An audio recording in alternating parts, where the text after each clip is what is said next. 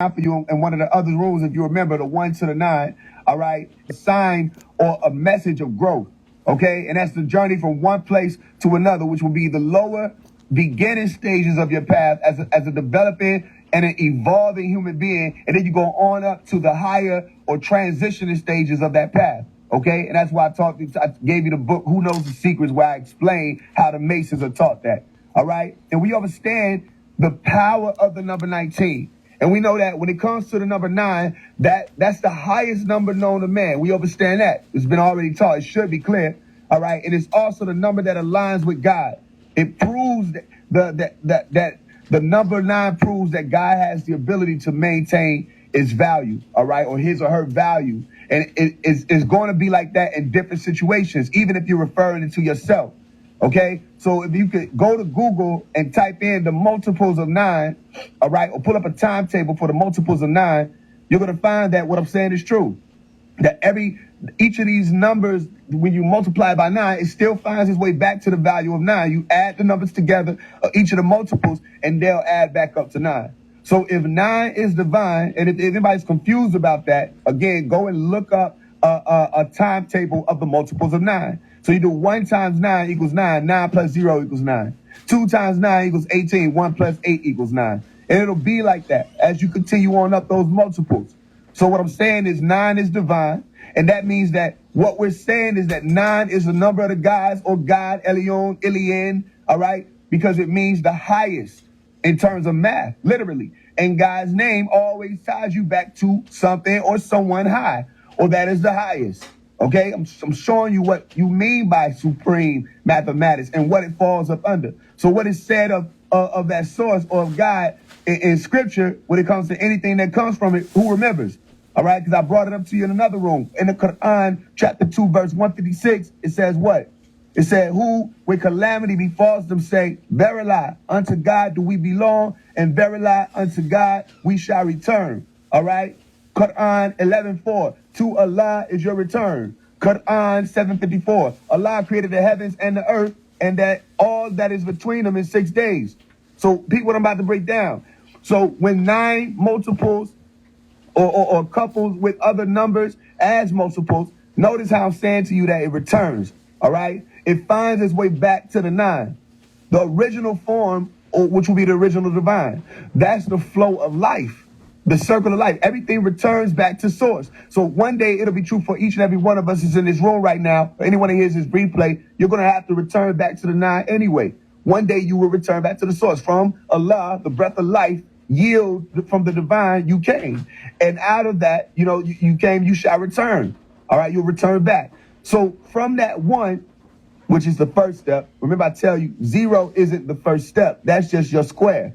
Okay, 0 degrees. The number 0 is 360 degrees, which is 3 plus 6 plus 0, which is 9. So that's your square that you're standing on, or your circle, as you call it. But if we're talking about in terms of degrees, it's the same. All right. So you start on the 1. That's where you start.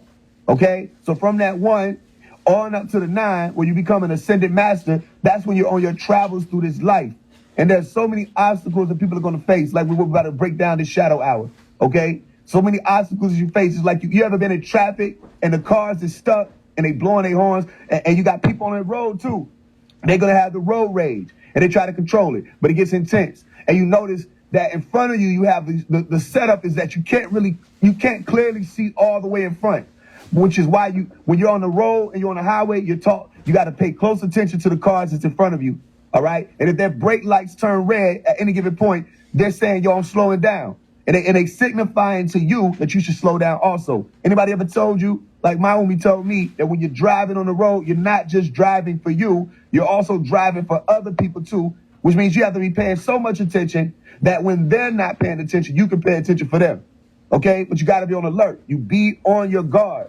And also, you have to be aware of the obstacles on your travels and keep your eye on the prize. All right? And let me tell you, that's one of the ways in this day and time, for all the people who claim awareness and wokeness, one of the ways that we can tell who we are, all right, or who knows what, or who's who in this day and time, if the presumed race of a messenger stops you from heeding the actual message solely because of your reserve or your ill feelings toward the race as a whole, then the spell of hatred is over you, family. And that spell is going to hinder you. And you won't be able to see what time it is. So I don't think anybody's confused about what type time that I'm on. I don't think anybody's confused about the fact that I have awareness and that I have multiple abilities and that I can break down multiple things, or I can have a conversation about pretty much anything they want to talk about on Clubhouse. So why would I stress a point like this?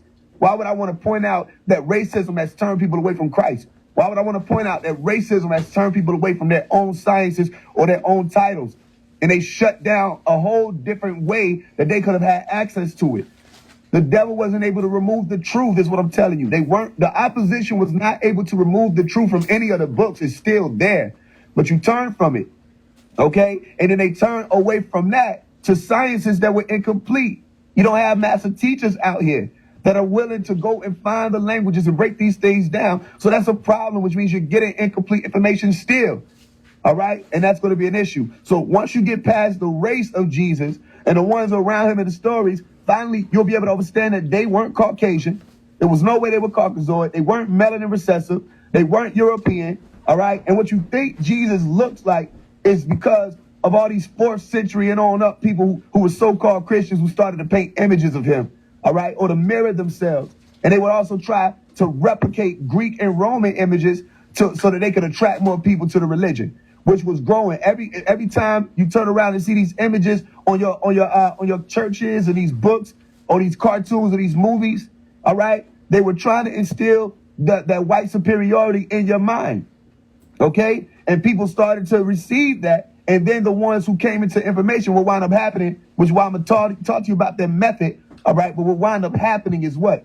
People started to see it, peep the game, and they said, Jesus can't be a white man. No, that's not a white, no. And then they turned away from the whole story instead of realizing that all they were doing was breaking the code, and they should have kept going. Once you figured out he wasn't a Caucasian, that's when you were supposed to uncover his true story. You weren't supposed to throw the book away because the book never said he was Caucasian. You weren't supposed to throw the dialect away or the languages away that led you to where you are. You were supposed to walk down that line. Don't just stop at there were no J's back then. What were the combination of letters that led for that sound? What takes you back to Aramaic, Hebrew? Follow the pathway, follow the language to take you back to ancient Kemet or to Nuwapu and see what these stories were actually saying and what groups of people they were talking about. You weren't supposed to stop, is what we've been saying to you and what we've been working on explaining, okay? But it's become all inclusive. That's the problem for people because it doesn't make sense, especially when you have stories of them saying, I came for this tribe and this tribe only.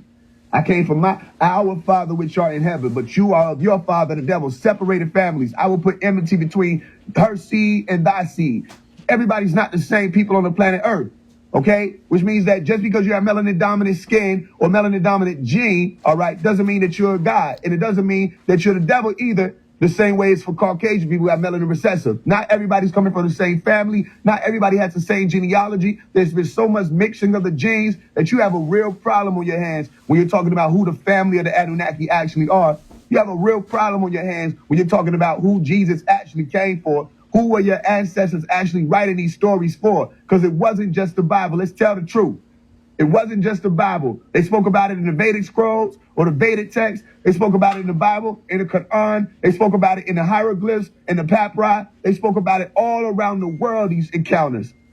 So why people still focus on this one little story, all right, about one person versus looking at the whole grand scheme of everybody has said the same thing, that they're trying to warn you. And they've been coming here, we've been coming here over and over, generation by generation, warning people that this realm will be destroyed. They will destroy this world if we don't rectify, okay, or get back in order what we're supposed to have in order. That's what everybody was telling. So what's the problem? What did Jesus say that was out of line? What did he teach that was out of line? If you find people who have faith in Jesus, you should be strengthening their faith. You should be telling them to follow more or walk with him more. You shouldn't be trying to lead them away from him, okay, especially if he was leading them to the heavens. But the problem is that these deceivers are coming out and saying things like heaven is only in the mind. The deceivers are coming out and saying things like, oh no, it's only a metaphor. No, that's not what your ancestors said. Your ancestors are not attributes either. That's another problem of deception. So then when you find these people, you're not helping them out of the spell of spookism. You're actually adding more onto it. And we have to rectify that too, okay? And that's why I say be cautious, especially in this day and time. So genealogy, okay, after a while, after they started rolling out these images and it started becoming implanted in people's mind. It was implanted in your grandmother's mind, your grandfather's mind. It passed down to your parents. And now, even if you found yourself in spirituality or away from the conversation of Christianity, when people say the name Jesus, there's still a Caucasian man that pops up into people's mind. All right, which means they remove the genealogy issue. Okay, they remove the importance. It will become less and less important of a factor when dealing with salvation, and the whole world would think that they could be quote unquote saved by this Caucasoid. Okay, and that's what happened, and that's where a lot of the issue at hand lies. I understand that part. That's understandable. Okay, because the images they have and the rhetoric that's being spewed by Paul's messengers or Saul's messengers, that's not even contextually true. Okay, so the Hebrew Israelites, they got some information as well. You may not like or agree with everything they say, but they still have some information. And if everybody would come together for once, if the NOI, the Hebrew Israelites, all these other groups of people would come together and put their information together, then they would have the whole picture. But that's why the deceiver separated all of you. They put you, each and every one of you, in your own fashions. They put you, each and every one of you, in your own facets. Instead of you being multi-faced or multi-faceted to be able to explain it in every direction, that it'll come all to the center. Because he was not a Caucasoid, we should understand that, which means his family wasn't a Caucasoid. You're not just talking about one person, which means the extraterrestrials who came to get him were not Caucasoid, because his family above this earth was not Caucasoid. So what does that mean? It's telling you that extraterrestrial people exist outside of the planet Earth who were melanin dominant. And it ties you right back around to your ancient Egyptian stories, where they were saying the same thing. So how did it become now that it's just attributes, or now it's just these are metaphors? But then your government is trying to put out the same type of information about the UFOs, the disclosure projects, and all of this, right? And you got all these different races of beings accounted for. Everybody's talking about all these other races of extraterrestrials, but never want to talk about the melanin dominant ones. Okay, as if melanin dominance is an anomaly of a happening genetically in the universe, and that's not the truth. It's the other way around. You understand that? He said it for you though. Our Father which art up there in heaven. I go back to my Father. I'm an extraterrestrial is what he was saying. I am not from your planet Earth. Okay? And then you go and tell me about the Anunnaki. Then you go tell me about all these other stories as if they're real and they exist. But then I'm telling you that Jesus' story was also real, and that they have manipulated you to think that it didn't happen. They manipulated you to think that his family doesn't exist, and then you lost the genealogy. You don't know our voice when you hear it. You don't know our voice, and you should be able to hear it. My sheep know my voice. All right? You should be able to know the voice when it's coming through. Everyone said the same thing. Yo, you resonate a certain way. Don't you know that they had the voice of the sound of many waters? They said it was the sound of many waters because we can hit multiple frequencies. Okay? Multiple frequencies. We can reach anybody. No matter who we're talking to. We could be talking to a Caucasian, a Mexican, no matter, we could be talking to someone who doesn't even understand our language. They will be able to feel the information that's spewing through us because we're in tune with the waters. Okay? That's how you will be able to know. Test every spirit with the spirit. Another thing they told you. You didn't read it. You understand? Most people didn't read it, is what I'm saying. And you know where the Jerusalem is, okay? If you want to talk about geography, it's right at the tip of Africa. The Middle East, they call it. But they don't want to tell you that that's still Africa. Okay, it's like a little bitty smidget that seems to separate it, but that means climatically it's still the same. All right, it's still the same climate. Climate is still the same area geographically, and that means that it'll be the same people also. Which means what? Those were melanin dominant people. If there were any group of people running around at that time in that area, you know they weren't melanin recessive. Okay, you wouldn't send a melanin dominant person to go hide either amongst melanin, you wouldn't send a melanin recessive to hide amongst melanin dominant. It doesn't add up. So you have to start showing yourself and proving to yourself that these stories, first of all, how many people have ever heard it before? These people were never able to create anything. All these liars who came in the flesh of Caucasians, all these liars who came in the flesh of barbaric men who came and conquered lands, they never had anything of their own, no culture of their own. Anything that they ever had that belonged to them was barbaricism, all right, being savages. And we knew that. Historically, they went around and they dominated the worlds. We understand that, okay? So what will make you think that they can come up with this story? What will make you think that they will come up with anything? They can't come up with it. Even when they're making movies now, all they're doing is making replications of old movies. They have no creative bone. All these barbaric beings, they don't have the creative bone to come up with anything, is what you would say. So in the same breath you'll say that, But then, okay, and then I tell you, well, they didn't create the Jesus story either. They didn't create the story of the Israelites. They didn't create this, and that there are hidden messages in each of these words and languages that through tone, the realm has expressed itself to try to get back to cosmic order so that you might find it or that you might uncover these things. And people are saying that now I'm making things up. Okay? So the descriptions that they claim are describing Jesus Christ, they give imagery of a melanin dominant man. And you should know that. You refer to Daniel 7:9, where it said, I beheld till the thrones were cast down, that the ancient of days where they were sitting, they said, whose garment was white as snow. Okay? And that the hair of his head like the pure wool. Okay? And if we saying his hair of his head was like the pure wool, it will reappear again in Revelation 1:14. Well, that's debatable because they say white like lamb's wool, which that is a simile as it pertains to the adjective, the color. Okay? But as far as Daniel 7:9, if you're describing one of those beings, those ascended masters, or you call the ancient of days, likened unto the Son of Man, okay, well then you're saying that they have hair like lamb's wool or pure wool, which is what? An afro. Okay? Or what you call nappy hair, but it's really natty hair, natural. Okay? Not kinky, kingly. Make sure you correct these people when they say these words. All right? And you can also see that when this person was coming through, what do they say? They said his throne was like a fiery flame and his wheels is burning fire. What does that sound like to you? The flaming chariots or the fire chariots or the chariots of God or the lit or the radiant objects or flying objects or chariots or starships that everybody's been speaking about all around the world of the planet Earth. They never want to tell you about extraterrestrials being melanin dominant. Is my problem, okay? Because if they tell you that, you're going to know as soon as you tie all these things together, wait a minute, this is a real story. And you're talking about some of our ancestors. And if we don't know that, we will miss. They said that you'll be able to be full, even you who are elect. You have the genes of the electrified ones. You're on a whole different basis now. What do you think Dr. Sabi was trying to do by bringing y'all back around? What do you think Dr. York was trying to do by bringing you back around to activate your genes again? Because it's a sign, all right, that it's a day and time that we're in, it's the sun cycle, and it's going to activate some of your genes, and they know that. So they want you to turn away from Christ. And notice that as you turn more and more away from Christ, your world grows more and more into darkness and lawlessness. We have no control over our world, and we should have more control over it. But they set you off on individual paths. When I tell you the word individual, it says they coming in to divide, in to divide you all. And that's what they've done. So now, most of the people who taking the conscious walk, they say, oh, just me, self, and that's self. They stay on that. And then they take their own individual path, and the affirmation says we can fail as individuals, all right? But we can succeed as a part of El Kalum, the all. Patarak tells you the way that you have to go, okay? The way that you have to go is unity, oneness. And they say it in Arabic, or the Islamic way, Tawheed, the Tawheed, which is unique also when you're talking about unity, a situation that they don't expect to ever happen amongst those people, okay? Because the tones have been lost.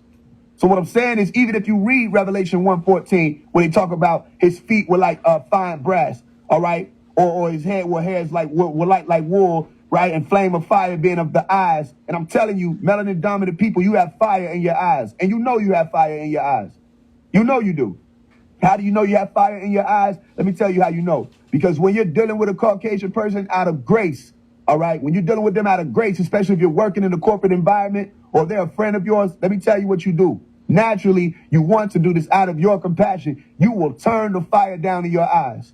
How many people know that to be true? When you're dealing with Caucasian people, you will look at them and you will consciously turn the fire down in your eyes, that they won't be offended or intimidated by your gaze. Okay? And that's what I'm telling you. You have to know that you have that power moving through you. There's nothing wrong with knowing that at all. Okay? But when they go on and giving you these descriptions and comparisons, and they say that they have eyes like a flame of fire, that's that power of the soul. It moves different from you melanin dominant beings. Don't ever let anybody play you out.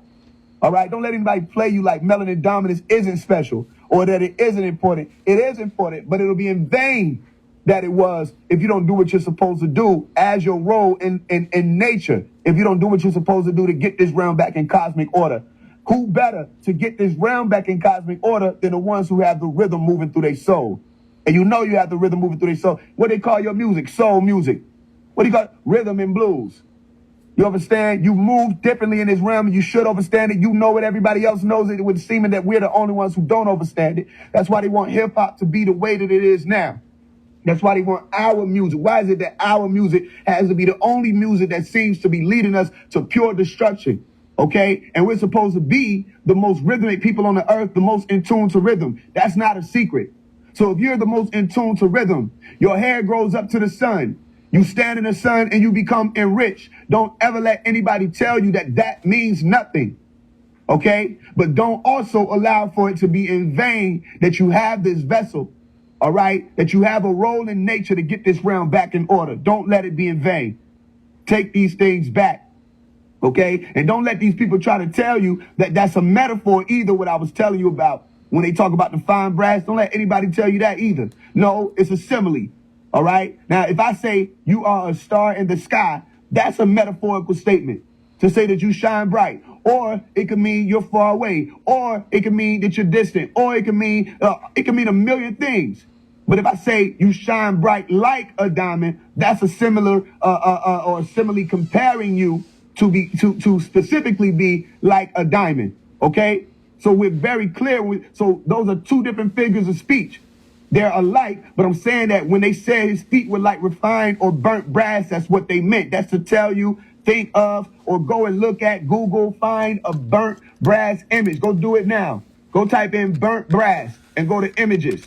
And you'll be able to see what his feet look like. All right. So not only the color, but the radiance, the reflection of burnt brass.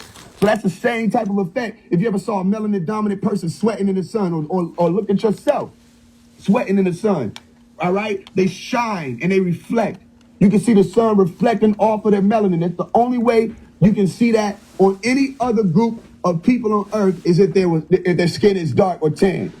All right? So not Caucasian or pale, will you see the reflection or the radiance of the sun beaming off of somebody. You know what I'm talking about. You've seen the movies where someone's standing there, a great black man, as you would say, all right, and you see the sun beating off of them. There's a glow that occurs, all right? And you can see the process of enrichment happening in their melanin in real time. So people got stuck, is my point, on the color image that wasn't even in the book or the description, okay? So that's like somebody saying, they hate the movie Toy Story because Ricky got shot. You know what I'm saying? It wasn't even, that's not the depiction at all. The image of Christ that you see has nothing to do with the chronicling. It has nothing to do with the story. That's them deceiving the whole world just like it was written down that they will be able to do. And if you don't have any clue about the extraterrestrial part of this conversation, then you'll be among the people that's full on both sides. I'm talking about both sides. And they said it would happen. You can refer to Revelations 12:7-9, all right? Or you can go Matthew 24:24, where it says, for there shall arise false Christs and false prophets, and they'll show you great signs, and they're going to show you all these great wonders. And they said if it was possible, that they would be able to deceive the elect themselves, the very elect. Okay? As a matter of fact, real quickly, let me get this. Let's go real quick to Matthew, and let me show you 24. All right? Let me read for you 24 so that we can see what's actually happening right now. Okay? And you'll be able to pay attention, because Jesus, if you think about it, he was a woke nigga. He was one of them woke ones. He was real woke. All right? A leader of the consciousness. Okay? Or a thought leader, whatever you want to call it. Not somebody that was accepted amongst everybody and all. No, they hated him. Sound familiar? And here we go. Matthew 24, I'm going to read it for you. And I want you to pay attention to the symbolism and the signs and the things that I'm going to be saying to you that can show you how important this person is. Okay? No matter what name you want to call them, that's a whole different conversation. But him and his family, they're important to this story. And they're so important that you can't remove them, because they're not just in the Bible. They're everywhere, all over the earth. Krishna, all these other people, redeemers, reformers, coming down out of the sky, down to the planet Earth, saying the same thing he's saying. Okay? So Matthew 24, and Jesus went out and departed from the temple, and his disciples came to him for to show him the buildings of the temple. And Jesus said unto them, see ye not all these things? Verily I say unto you, there shall not be left here one stone upon another that shall not be thrown down. And as he sat upon the Mount of Olives, the disciples came unto him privately, saying, Tell us, when shall these things be? And what shall be the sign of thy coming and of the end of the world? Let's stop right there. They're asking him, they know for sure that there is a coming of the end of the world. They are aware of that.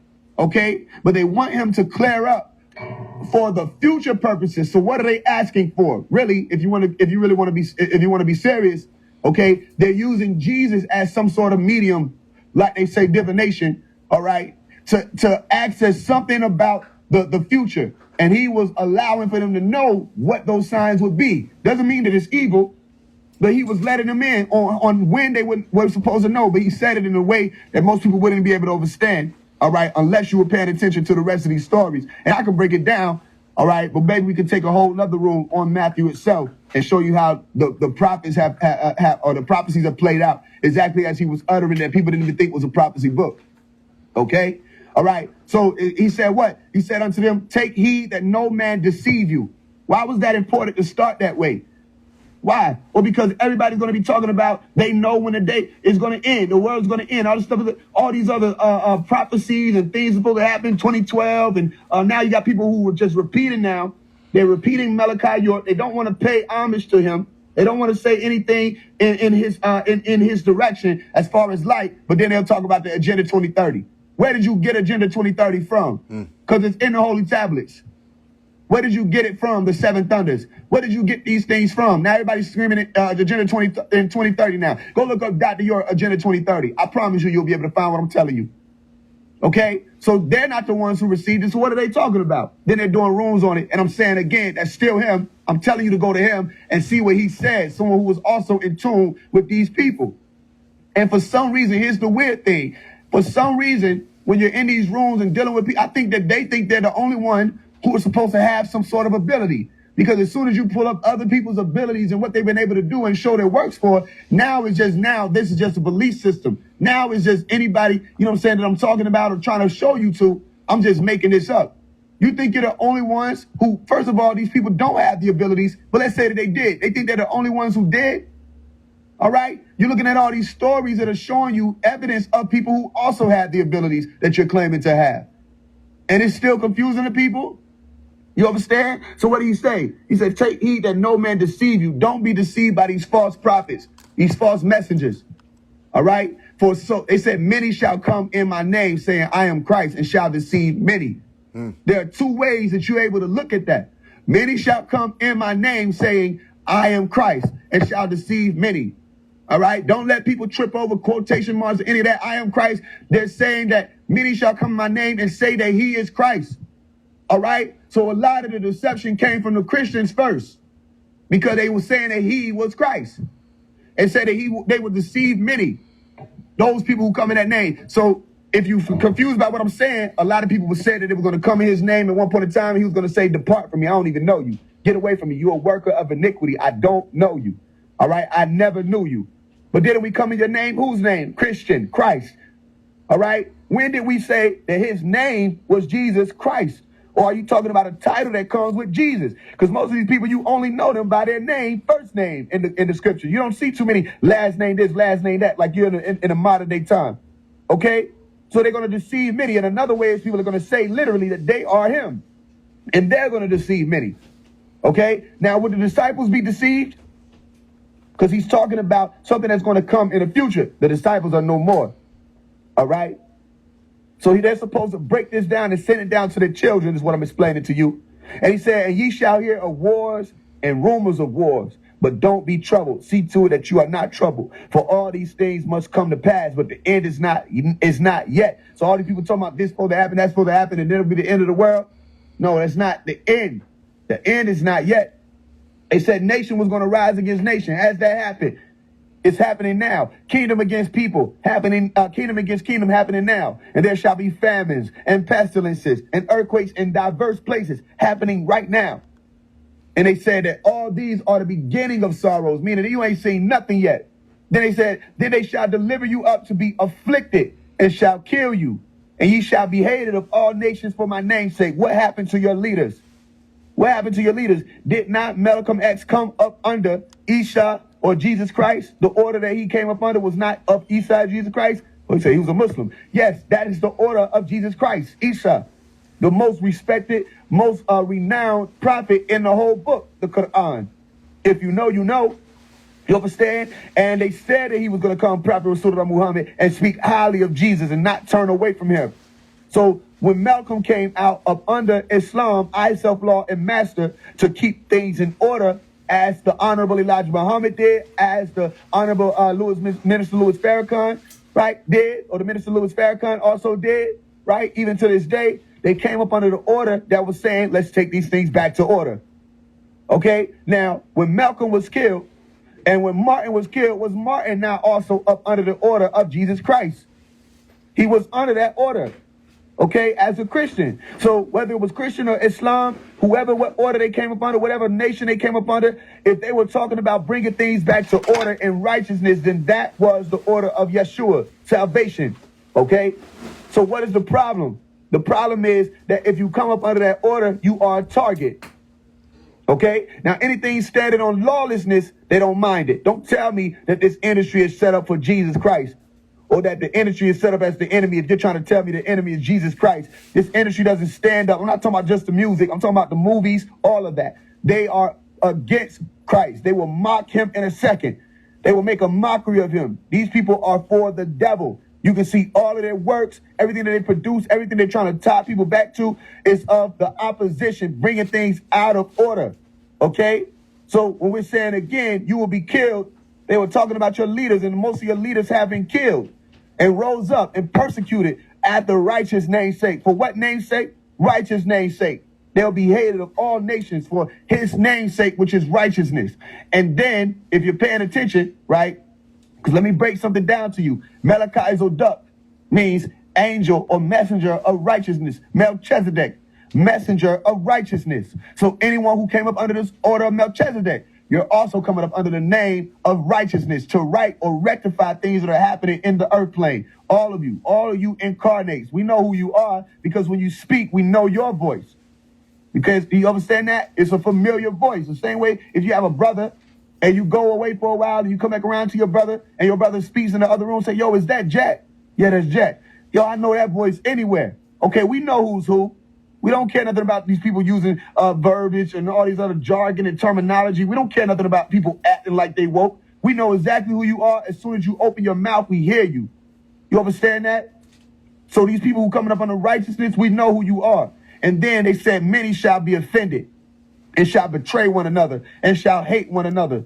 All right, we're right here in that day and time. You got all this stuff. Look at the app. This is just Clubhouse. It's just an app. People can't even get along with digital pixels. They can't get along with digital pixels. Looking at a screen, they can't get along. What's going on with all this list shit? All these people arguing over who the best people on Clubhouse. You know what I'm saying? You had somebody trying to speak reason and say, yo, why don't y'all just come together? Why don't y'all just put y'all money together, work on something? These people ain't trying to do that. You know what I mean? And it's just a phone. It's an app where you get to just hear people's voice. And it's still, they're not holding up to the voice. It's just the algorithm of the tone. And people are still standing in opposition and hating one another. And they still offended by each other. You understand? They can't stand together at all. Now, I'm not saying that you have to stand together. But I'm saying look at all the chaos unfurling on an app where you have a lot of powerful voices that if they did finally figure out what they should be working on versus trying to come out against anybody who's standing on it for real, then you can move further. It's a powerful app if you allow it to be. But that's what we say, they shall be offended. Most people will betray one another and they'll hate one another. It's all throughout our communities. They said many false prophets shall rise and shall deceive many. Let me tell you something. Some people might not want to hear this. That's happening in your conscious community. All right? We already saw what we saw with Christianity and we saw what we saw with Islam. Okay? And we rectified a lot of that. But now I'm telling you, in your conscious community, there are false prophets rising up. That if you take Instagram away, these people won't know what they're supposed to be doing anymore. Facts. Clout is the same for all walks of life. People are attracted to attention. They want attention. Thanks. All right? They don't know what they're standing on, and you got to be cautious. Anybody who's supposed to be woke and they coming out speaking against Jesus in this day and time, or against Christians, or against Muslims, they are not with us. That's not us.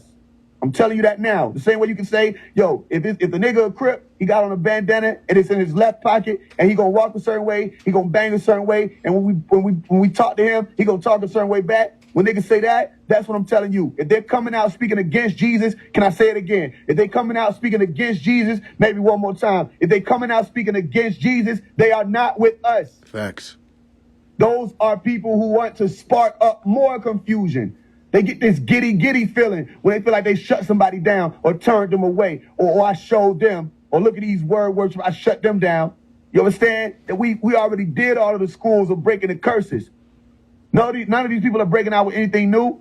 Now they just want to argue. They just want to debate and tear people down. And that is not the type of energy that's moving amongst the ones who are in tune with the order right now.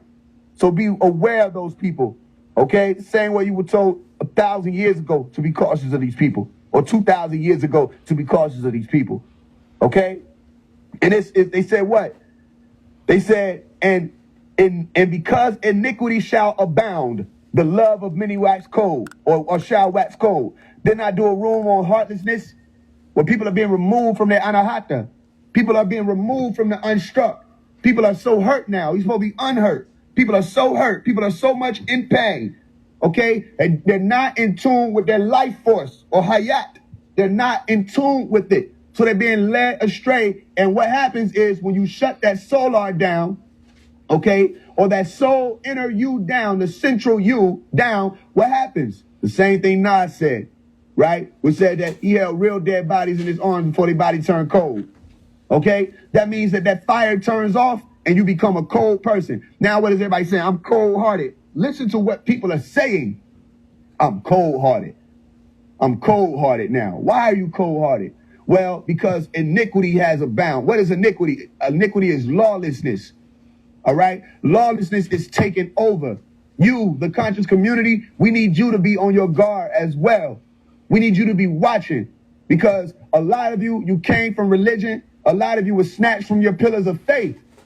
And it's not wrong if you were taught the sciences. I have nothing to say, because I would rather you be scientific than a word worshiper. I would rather you be scientific than just a believer.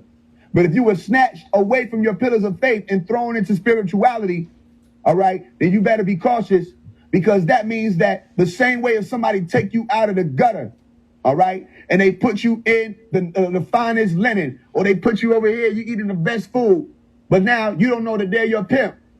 You don't know that you're working for them now. They done took you over here, you was in the gutter working for somebody, but now you dressed up nicer, you're dressed a certain way, you look the part, but you're doing all their work for them, or you're listening to everything that they say and you admire them so much that now you're going to just take their word for everything and you're going to turn further away from the order. You got to be cautious, okay? Maybe you won't be, but I'm telling you to be, because I can see what's going on right here, all right? I can understand what's happening. People are being misled. I would rather people have stayed Christian. Facts. I would rather people have stayed on their walk of Christianity than to be out here like what I see. I expect more of you, conscious community. I expect more of you, because you were the ones who were set up cream of the crop.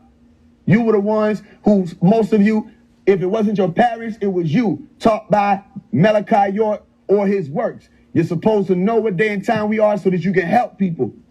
All right? It's not for you to be also running out here in iniquity and acting like people. So why are all these conscious leaders able to fall? Because they never came up under righteousness. Okay? They came up under lawlessness. So beware of these people. All right? If you don't hear anything else I'm saying, then go and read Matthew for yourself. And instead of seeing some white person talking to you, imagine that it's me talking. Maybe that'll help you. Okay? But he that shall endure unto the end, the same shall be saved. Okay? Meaning it's going to be a long walk on a short path. It's going to be a long walk. You're going to have to endure. All right? You have to keep going. Meaning you might feel like you're supposed to turn cold, but don't turn your heart off, because that's still disrupting the flow of your chakras. I wouldn't even tell you to turn your root chakra off. Okay? You don't disrupt the flow, because then when it comes time to activate you, Merkaba, Mir is pyramid. If you don't know, go look it up. Mir, Ka, the spirit, the soul. All right? Mir also ties you to the word light. All right? Or. Then you have Ka, Ba. All right? The soul and the spirit soul body. Okay? So again, you have to have that activated. You can't be cold. So you have to endure until the end. That's where your salvation comes from. Okay? Which means you have to pass on all these sciences to your children. You don't know what day and time these things are going to come, but you can still see a part of your prophecy, how you can speed up that process. Get in tune again. Become one again, because you used to be. And this gospel of the kingdom shall be preached in all the world for a witness unto all nations, and then shall the end come. So we're talking about good news here. All right? This hasn't happened yet. That's why he said, and then shall the end come. But right knowledge is a purifying spirit. That's what Pop said out of his mouth. Right knowledge is a purifying spirit, a Holy Ghost. It changes a man. It transforms you into a new type of creature, an aware creature, a creature that says, I don't believe it. I want to know the facts. Can you prove it? All right? That was word by word, verbatim, what Pop said out of his mouth. That right knowledge is the purifying spirit. He's not saying anything that Jesus didn't say. That ye shall know the truth, and the truth will make you free. And he cleared that up too. He said, make you free, not set you free. He said, that's a trick. He said, because you start thinking, if it's make you free or set you free, you start thinking just because you got the truth that your ass is free. No, that's what I'm saying. You, especially the woke ones who call yourselves that, if you think you have truth, then they supposed to be able to work now. You're supposed to be able to speak to everybody from every book that they coming from. You're supposed to be able to bring anybody or everybody who's coming from all over these different walks of life. You're supposed to be able to bring them to common ground. If you can't do that, you don't stand on the truth, because truth will always right itself and pull itself back to the center. Facts. Every single time. I saw a room on Clubhouse where somebody was asking, I don't remember which group it was or room it was, but it said, what is the truth? What is the truth? Or what is the real truth? Or something like to that effect. Or how many truths are there? Right? And there's only one. You can have as many ideologies, perceptions you want to, but there's going to always be one truth, which is the center. All right? The solar system, gravity, how it works, the Fibonacci sequence, cosmic order, that's the truth. It's going to always want and set out to right itself, even if it's operating through people, human beings, because you're a part of the universe. So some of you have roles in this life. That's why I told you, melanin dominant people, you can play your role in nature and bring this back to order, because you're supposed to know better. All right? You're supposed to be in tune. Naturally, you're in tune with the realm itself. And don't let people tell you that nature is just the plants or just the water. Nature is the sun also. All right? Nature is the stars. The melanin is outside of this planet Earth, the carbon, all of that exists beyond the earth plane. That's all nature. Everything in universe is the nature. So when you're saying be in tune with nature, you're not saying anything but to what? Have your God gene activated, that this realm is communicating with you, and you can communicate with that. All right, with it. So when ye therefore shall see the abomination of desolation spoken of by Daniel the prophet, stand in the holy place, which is the shrine. Okay? Whoso readeth, let him understand or overstand. Then let them which be in Judea flee into the mountains. Let him which is on the housetop not come down to take anything out of his house. Why? What are you coming back to get at that point in time? When you've surpassed this material plane, as you call it, all right? When you've risen above all this, I want to be a part of the world stuff, we say come out of her. Meaning you come out of her, okay? So you get up out of the root, okay? And I explained to you about the Avadhisthana, which is the what? Where you have the solar plexus, and right up under it you have the sacral chakra, which is the dwelling place or the house, if you were there to experience that breakdown. And all above the house is the luminous or the lustrous gem or the illuminated gem, okay? So if you're on the housetop right there with that gem in your hand, why would you go back down? Why would you go back into the house? So what did it say? Well, let's read it. It said, let him which is on the housetop not come down to take anything out of his house. Once you've reached a certain level and went up, don't go back down. Meaning you shouldn't be controlled by that chakra any longer. Once you ascend beyond it, you shouldn't be controlled by it anymore. Meaning it should be balanced out. It shouldn't be overactive and it shouldn't be underactive. All right. And that's when you start obtaining the light. And I told you through that poem that I wrote, which you'll have in the book Rehab when it comes. All right. That poem was explaining that after you climb on top of that roof beyond the dwelling place, which is the house, okay, you'll use that light from the solar plexus to heal the self. All right. Where you go to the heart chakra or the green energy. And then from that green energy, you will evolve to be able to speak a song of purification, which took you to the Vishuddha, which is what? The throat chakra, all the way up to the Ajna, which was the third eye chakra, all right, all the way up to the Sahasrara, which was the crown chakra. All right. So when you get to these certain places, there's no reason to come back down. That's why I gave you the diagram that says come home. Now, that doesn't mean you won't still be in tune with certain parts of your being, but you're coming home or you're evolving to that point. It allows for you to control all these different aspects of the self. So now you're no longer being controlled by the deception world, or like they said, let he who can overstand, all right, or who can read it overstand. All right, same type of conversation where you're talking about let he who have wisdom count the number of the beast, or calculate the number of the beast. What they said, when ye therefore shall see the abomination of desolation spoken of by Daniel, all right, which means what? God is my judge. Okay, the prophet or the messenger, someone who brought a message by God, according to what we would say that is, or the Nabi, meaning the one who speaks from the water. If you want to remember what a prophet is, a prophet has to come from the Mah side of life. Okay, water. Mah means water. All right, you either say it as Ma'ah or Ma'an. Okay, these are different ways you'll say water. Whether you're speaking in the ancient Egyptian language or whether you're speaking in Arabic language, you'll say Ma. All right, and Ma is water. Okay, if I say Maya, I'm saying water. Interestingly enough, that's still a word that means illusion too.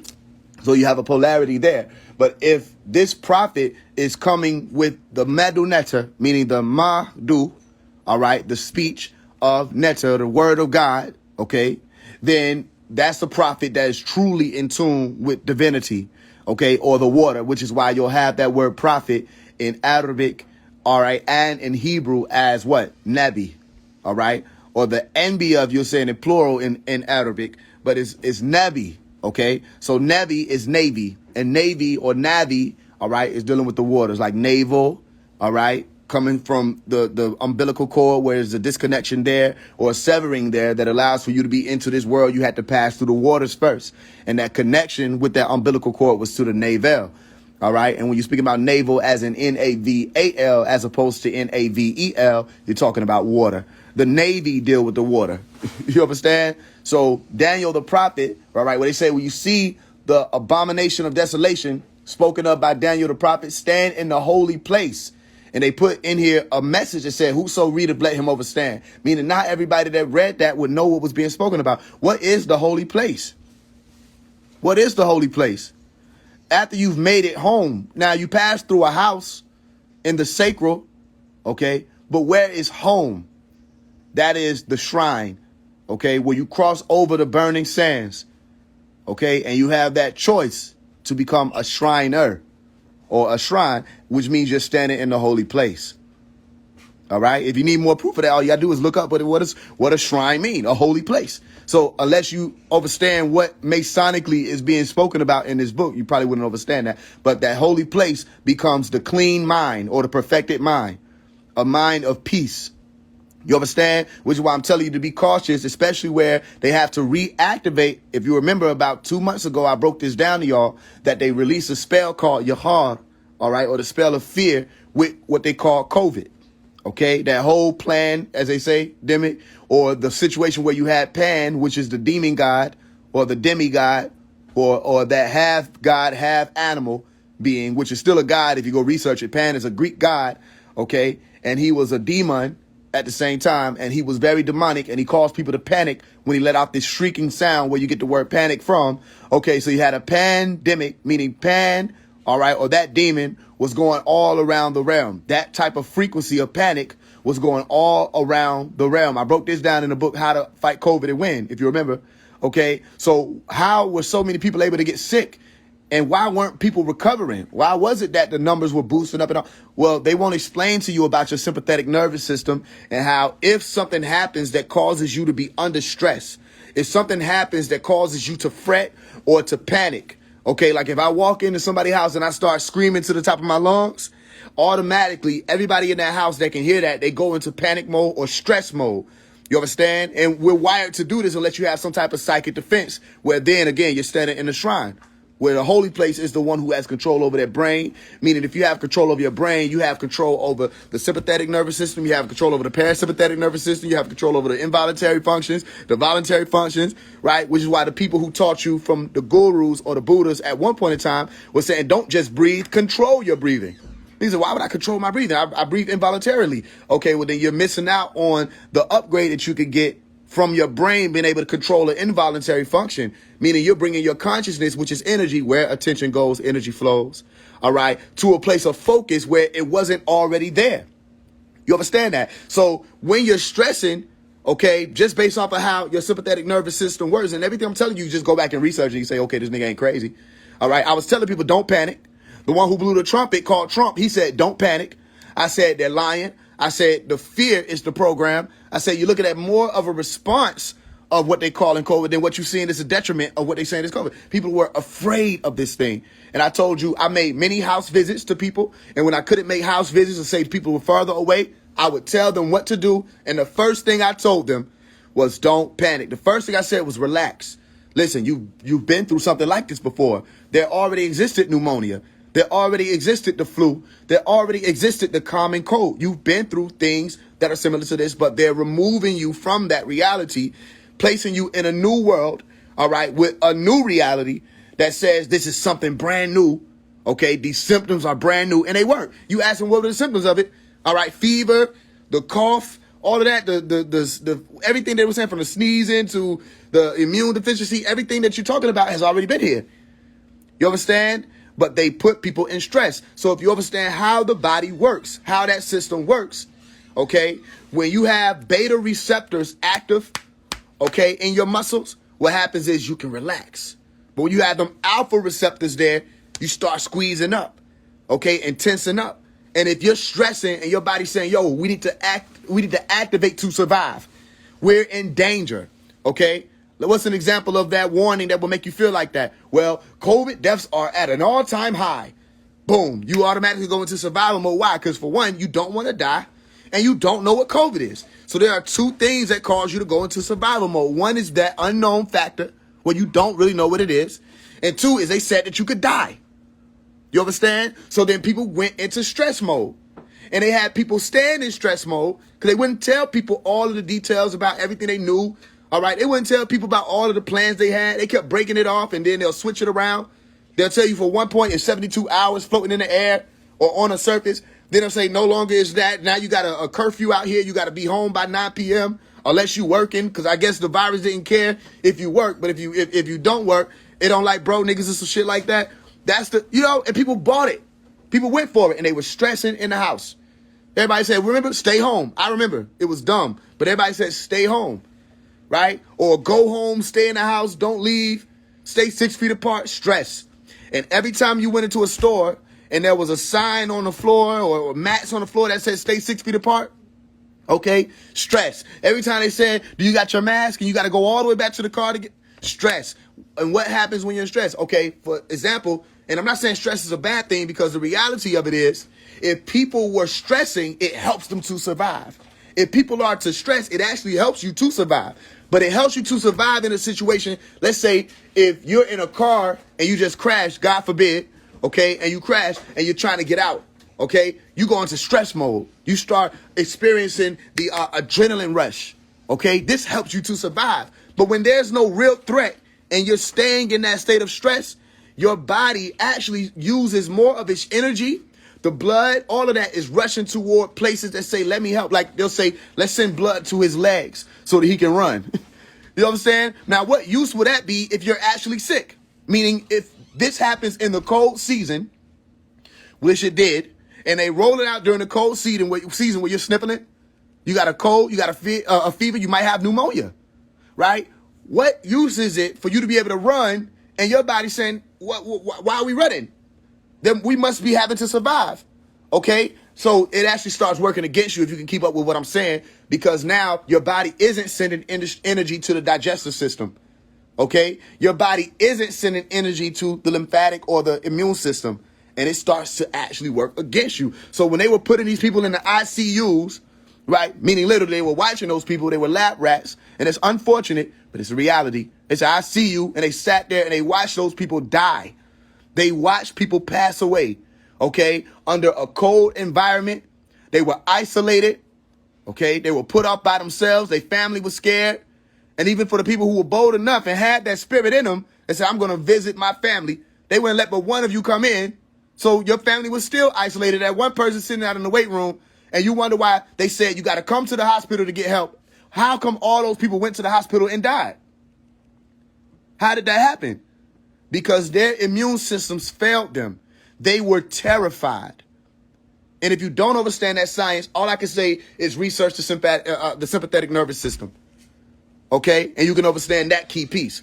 But when I'm saying stuff like the fear is what's got people paralyzed, it's the fear that's making people sick, and it's the fear that's stopping people from being able to recover from sickness. Okay? And I'm not just talking about sickness as in the biological illnesses that you'll deal with in your liver or in your kidney. I'm talking about also mental illnesses. Okay? Which goes into a whole different type. Anxiety, depression. People can't recover from that because of the fear that's associated with all of the things that they're dealing with. You understand? So now just be cautious because, and by cautious, I don't mean be afraid, because as a Mason, they taught us this. Caution didn't mean to be afraid. Caution meant to be aware. Now, they flipped it to mean like if you come in a caution symbol right now, or logo right now, or emoji right now, okay, they put that exclamation point in the center, all right, to say that you have to fret, all right, or warning. No, caution isn't like that. Caution as a piece of the mind, or when you're standing in the Shriner place, where you learn really more about what it means to be caution as a Shriner, okay, which I didn't become a Shriner, but I have studied the shrines. I will say that. I never became a Shriner, but I did study the shrines, so I know their sciences as well.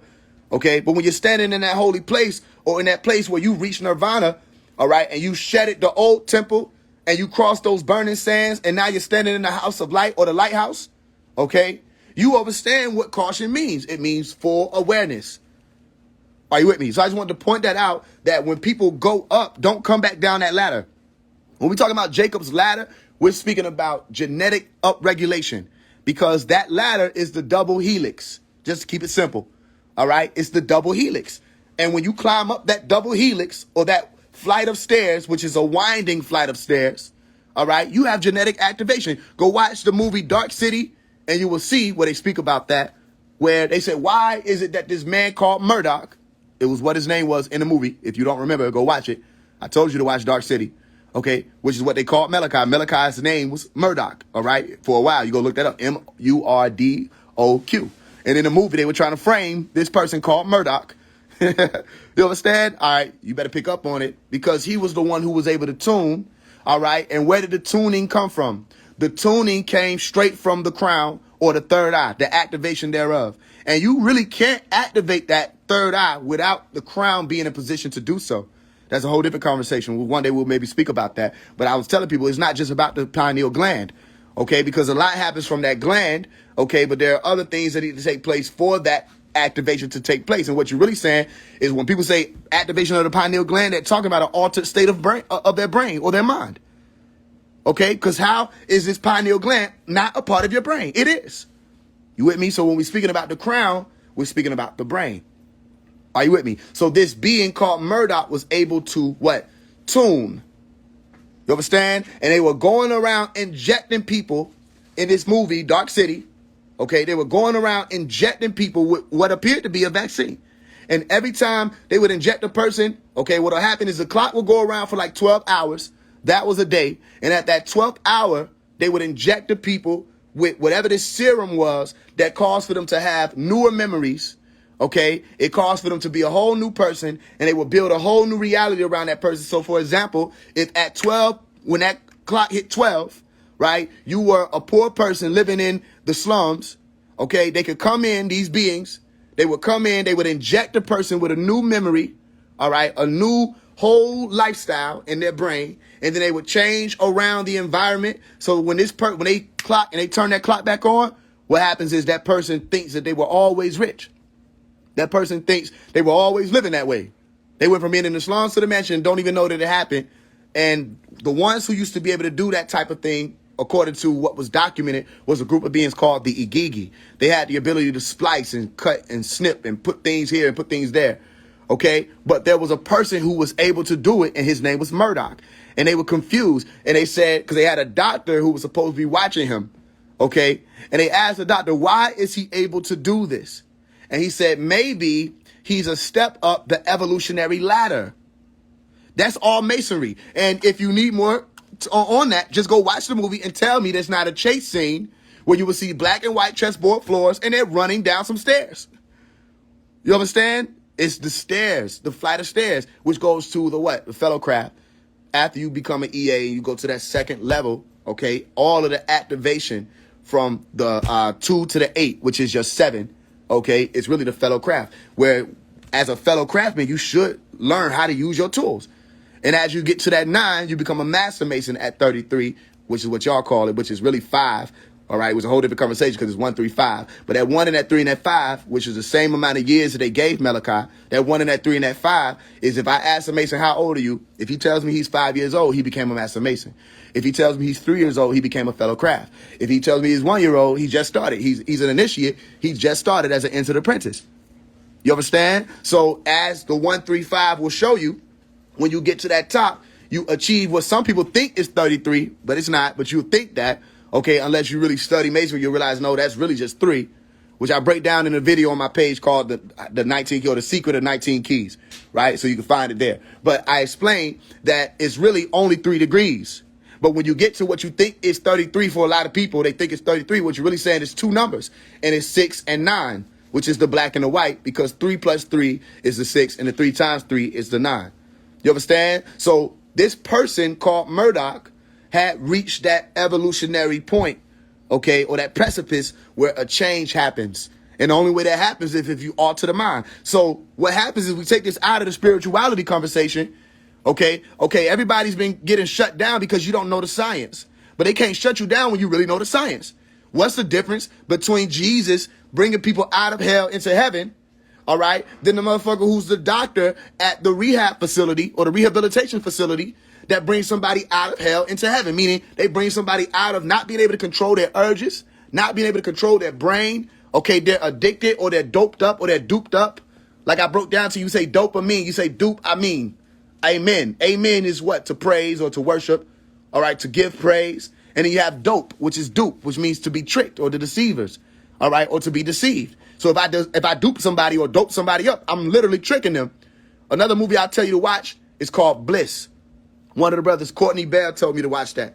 All right? It's a movie called Bliss. Watch that movie. And interestingly enough, when I say the word bliss, what do you hear? Bliss, bliss.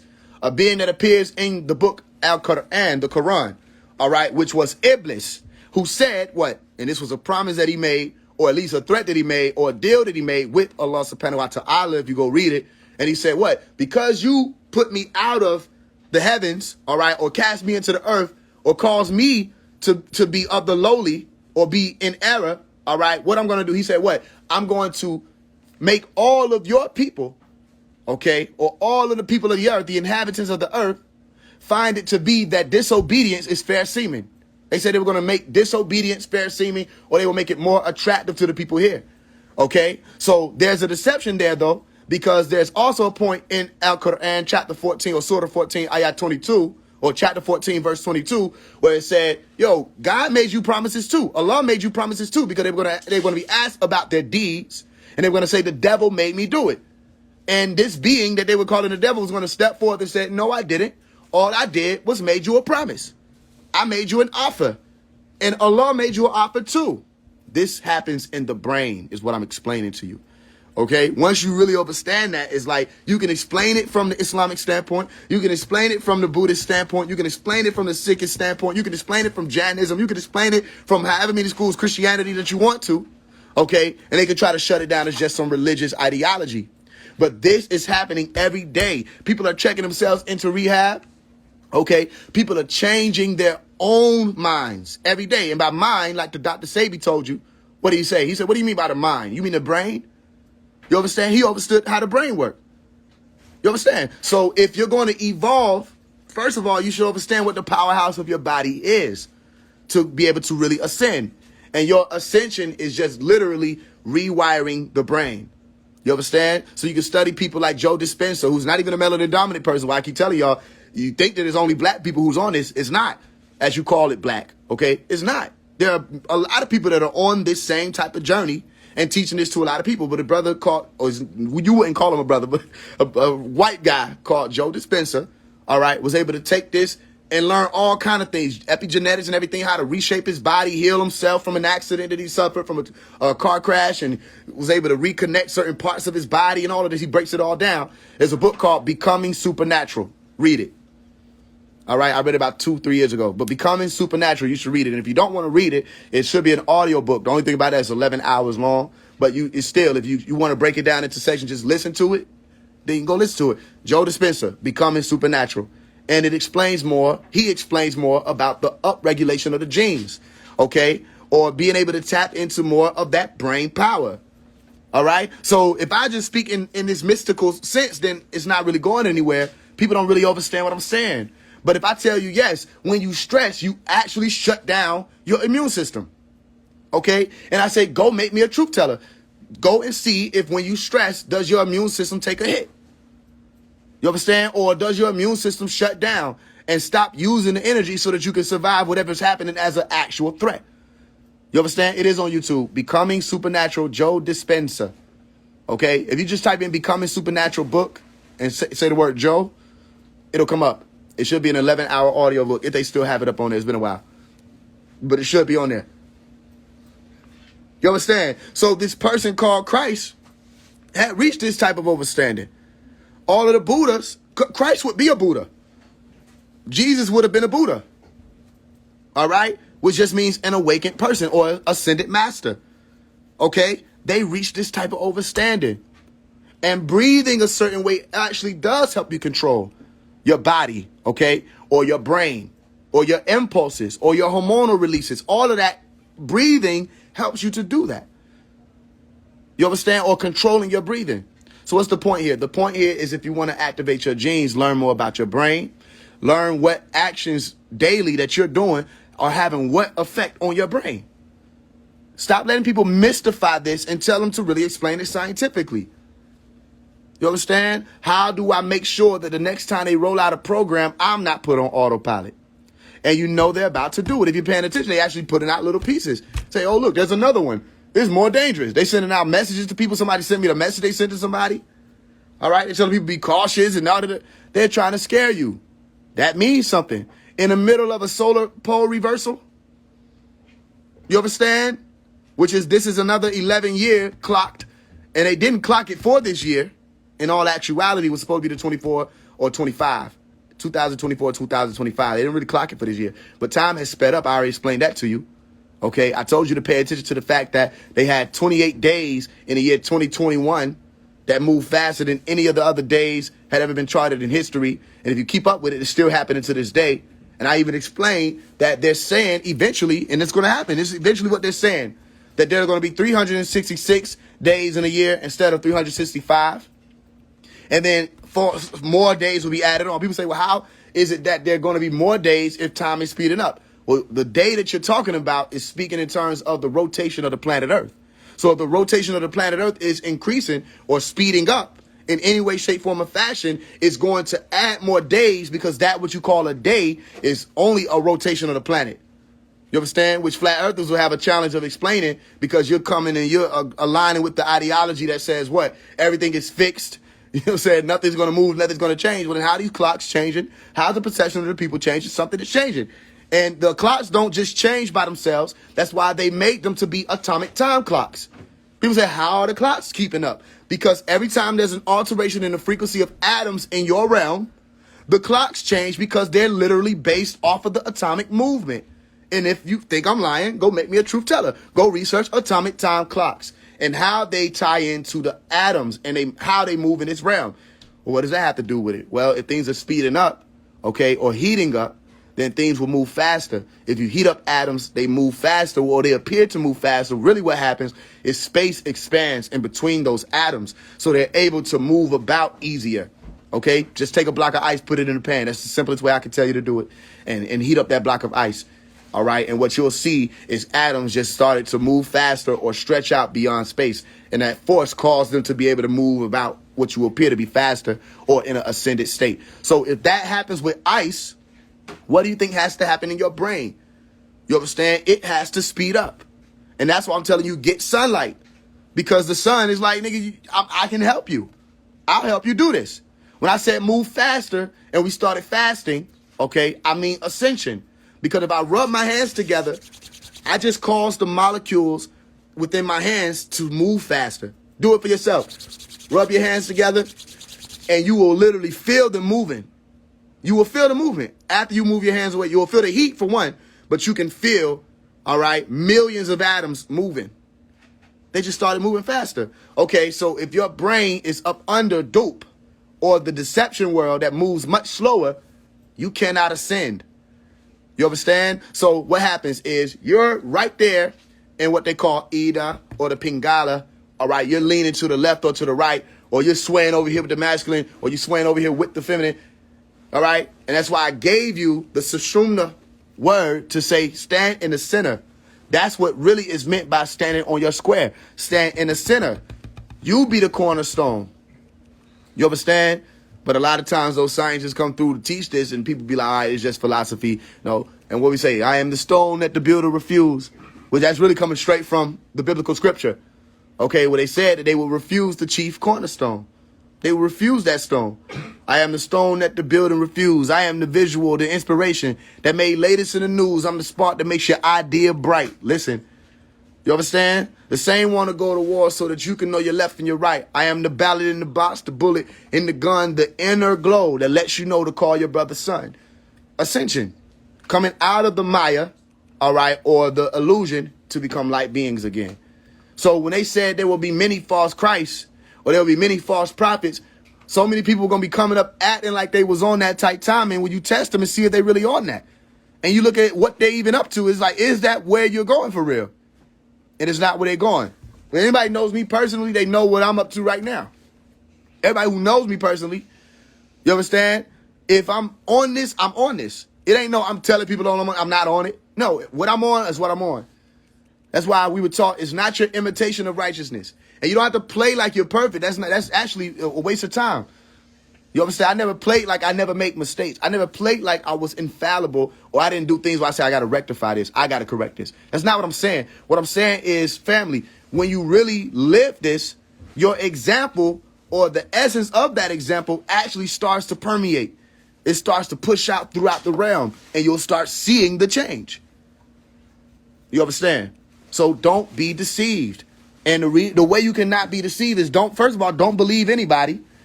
Saying that everything I'm telling you, I was taught this. And if you try to figure out how I'm such this master teacher or how I'm just this great, go figure out Malachi York did it. All right. His decision from age 12 to be a teacher and to continue on and figure out how to reach more people. His decision is why I'm able to be this way. His decision is why I pursue knowledge and still pursue to this day. I didn't stop learning. I'm still learning. If you go through my history right now, you'll see all kind of stuff. All kind of schools and people just learned. I just said to my family, I really think I'm a nerd. You know, but I'm proud to be that because when you have the nerd part activated, okay, within this, okay, you can do all these other things like get into the, you know, what it means to build your body up and socialize and all. That's cool, right? But not everybody can be a nerd. It took time to get to that point. You understand? So it was because of Malachi. I'm just not just a nerd either. I'm tech savvy. I'm a geek. He told us to continue to pursue right knowledge, not just knowledge, right knowledge, meaning facts that check out. They have to check out. You understand? So when I'm telling you go research something, I'm telling you write it down to really go look into it. So now you know. So next time you feel stressed, okay, or if you're sick, you want to make sure you're not stressing. That'll help you heal faster because your body can redirect that energy to your digestive system and to your immune system and make sure that they're breaking down this and breaking down that and getting this up out of there. Your body will do that. So don't fall for this trick. I'll tell you, there's a war coming and there's a lot they're about to try to pull out, but that's fine because we already prepared and you've already been moving faster. You with me? So just stay on guard about that. I just wanted to stop that and let y'all know that analogy about the going up to the house, the housetop, don't come back down. You're going to need to understand that. Okay. And the Eden lighter, all of that's coming. You got to be able to do that. That's why I tell you, you shouldn't. Everybody who's been watching, we ain't doing beef no more and we're not doing pork anymore. You understand? And eventually it's going to be no chicken. And eventually it's going to be all of that. Just what I'm telling you, if you're walking, you got more people walking with you. It should be easier for you to do it. We don't do it anymore. All right. But why am I doing this? Because I just want to look like, listen, y'all, you can't tell me I ain't like fucking a burger up. You can't tell me I didn't. You feel me? You can't tell me I like half the shit I'm telling y'all about that we pulling away from. You can't tell me I don't like that. It's not about whether or not I liked it, though. It was when can you hear? When a time comes and there's a message being sent out into the realm, can you hear? And do you just listen? It will be a lot easier to not do this. I done seen what people go for. People go for the bare minimum. People go for the bare minimum. It will be a lot easier for me to just be out here faking the funk and still just living this, delicious lifestyle. It'll be a lot easier for that. But to take yourself through necessary hells and necessary reformations, okay, or transformations, and doing it willingly and knowing that it has to happen because you can hear, that's what causes more people to be activated to be able to do that. So every Jesus that ever came through here, all right, we owe it to them for us to get into this point. We owe it to them. That's why when people tear Malachi down, like I scratch my head. Like, that's weird to me because this is not just one. This is the main one in our day and time that made it be that we can get this far. All right? Because really, we wouldn't be able to get to this level if we were just stuck under religion. If we were just stuck under God is a spirit, Jesus is a spirit, he's a white man that they showed us on this picture, and if I pray to them, everything's going to be okay, we would never have gotten this far as a community of people, as a race of beings, whoever we would never have gotten that far because that was a spell. That was the ghost spell. And then people started breaking it down, say, yo, he's not a white man. He's this man. I look like Jesus. Yeah, you like Jesus. Then you put out an image. Malachi puts out an image with this man with an afro, and they act like he doing blasphemy. You're not supposed to do that. Well, then you should be, the churches never should have did it then. They should have never done it. We should have never seen an image of Jesus. If you tell me we shouldn't have one, we should have never seen an image. No, you casted a spell on our ancestors and made him appear as a Caucasian. That's a spell. I shouldn't say Jesus and you see some Caucasian person pop up in your brain. That's spell work. Generations of spell work that still resonate in people's genes to this day. That you see the Good Times show where, what was it, the little boy, I think the little boy's name was Michael, interestingly enough, it was Michael who was saying, that's not Jesus. Are you with me? Because they used to ask Paul, so are you Michael? Right? He said, I am Michael. They said, well, I spoke to an angel today. He said, you're all angels. All of you are angels. You may not remember, but all of you are. What you're trying to put off is just us to be this who remember or come across certain overstandings. But Michael did what? He said, that's not Jesus. He showed her the image of the one who was melanin dominant with the afro and the wool. And what she do at the end? She wound up taking the picture down anyway. Even after he explained everything, she still wound up taking the picture down and said, that's not my Jesus, and put the image up of the Caucasian man. It's a spell. Once you can break certain things, you just show people in the scripture that this could not have been a Caucasoid. Then they try to play politics game with you, and they can only play politics game with you if you ain't go through the Moorish school to understand them games. We went through every school, so what game you could play with me? So he wasn't black. Technically, he wasn't black. He was Ethiopian. They were black. You just wouldn't call them black, but they were melanin dominant. So, okay, let's stop all the games. Because Ethiopian isn't a being. Ethiopia is a place. All right? That's just a place. The same way African isn't a being. It's really a place that you named. A piece of land that you named. Because in all actuality, if we look at the fact that the deeper you go into the water, no matter how deep you go into the water, you'll still find a sea floor or an ocean floor. All of this is still one land. There's a shift in plates at certain times where you had Pangea, all right, or the Pan's Gaia, where it was just whoever these beings were, and their Gaia, and their planet, or their Eretz, as they call it, which is a landmass, not the whole Earth. Their Earth meant a landmass. Then they say the continent split, or the land split. Okay, well, this is still all one land. All right, so you can call this place Africa. You can call this place Europe. You know what I'm saying? You can call this place Asia. You can say Indian, this is going to happen. You call this place India. All right? Whatever you want to call these different places means nothing. They're just land masses. You can tell me more about the sediment and I'll learn more than just you calling this place Ifrica or Al-Kubilan or Kemet. Why do we call it Kemet? Or why was it referred to as Kemet? They were talking about the soil. Okay, so when I look into this word, I see black soil. That makes more sense to me. You understand? So if you're going to tell me he was an Ethiopian, where is it at? You tell me like that's a country. Well, it is a country. But you would tell me like that's a whole landmass by itself. Where is Ethiopia? You understand? It ties you all back to Africa. Okay, so Africa. But you're saying Kemet, which means fertile soil, not just black soil, which would have been a shade of life, fertile soil. Okay, so in this land, what were the genetic makeups of the people at that time period? So in history, without the religion side, where they try to play games, you go in history, you find, oh, they were melanin dominant. Some of them were so dark, they appeared green. You know, you ever see how they say some people so dark they appear blue? Well, that takes you to the Hindu people. Because the images of the Hindus that you're showing us right now are false images. The images of the Hindu gods y'all are showing us are false images, and they know that. These people were blue-black. You understand? Literally, they said, well, we just gonna do light blue then to show their magnificence. Why did you do that? That's deception. I don't want an allegory or a metaphor about genetic makeup. We say it shouldn't matter what race he is as long as it was in your heart. Or then they should have never given us an image of a Caucasoid. No, you don't want it to matter when we all have to realize the inferiority complex has been destroyed. We're not afraid to be melanin dominant anymore, which means the stress of living as melanin dominant beings is removed. But these people are fighting to keep you under that stress, which is why you have the whole Montgomery Bar situation coming out right around the time they rolling out the bullshit COVID remix. That's all it's a remix. That's all it is. Like, where did it go? People say, where did it go? Then it just pops back up. And nobody makes them scientifically explain to you how that's possible. Nobody makes it. All these people, the Sean Kings and the rest of them, they're not going to do none of that. All they're going to do is tell y'all, make sure y'all stay home. These are puppets. The same reason why if something happened right now, all right, if I stage a video that I'm getting jumped on by some white people, you know I can do it, right? Master of Smoke and Mirrors can understand how the fuck smoke and mirrors work. So I can stage a video tomorrow that I got my ass whipped by a whole bunch of white people, okay? I get my makeup. I got a makeup artist I know. You know what I'm saying? We get it real bloody. I come on here. I say, man, this shit is crazy. You know, never thought this would happen to me.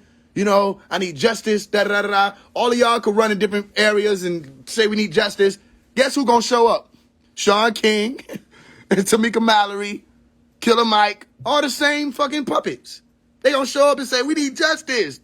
They gonna put their fists in the air. I'm like, what are you doing? Yo, listen, can you tell her to go sit down at the actual table where we doing the paperwork? The fist in the air was a gesture. You understand? And the fist in the air was a gesture of war. It wasn't just revolution. It was war.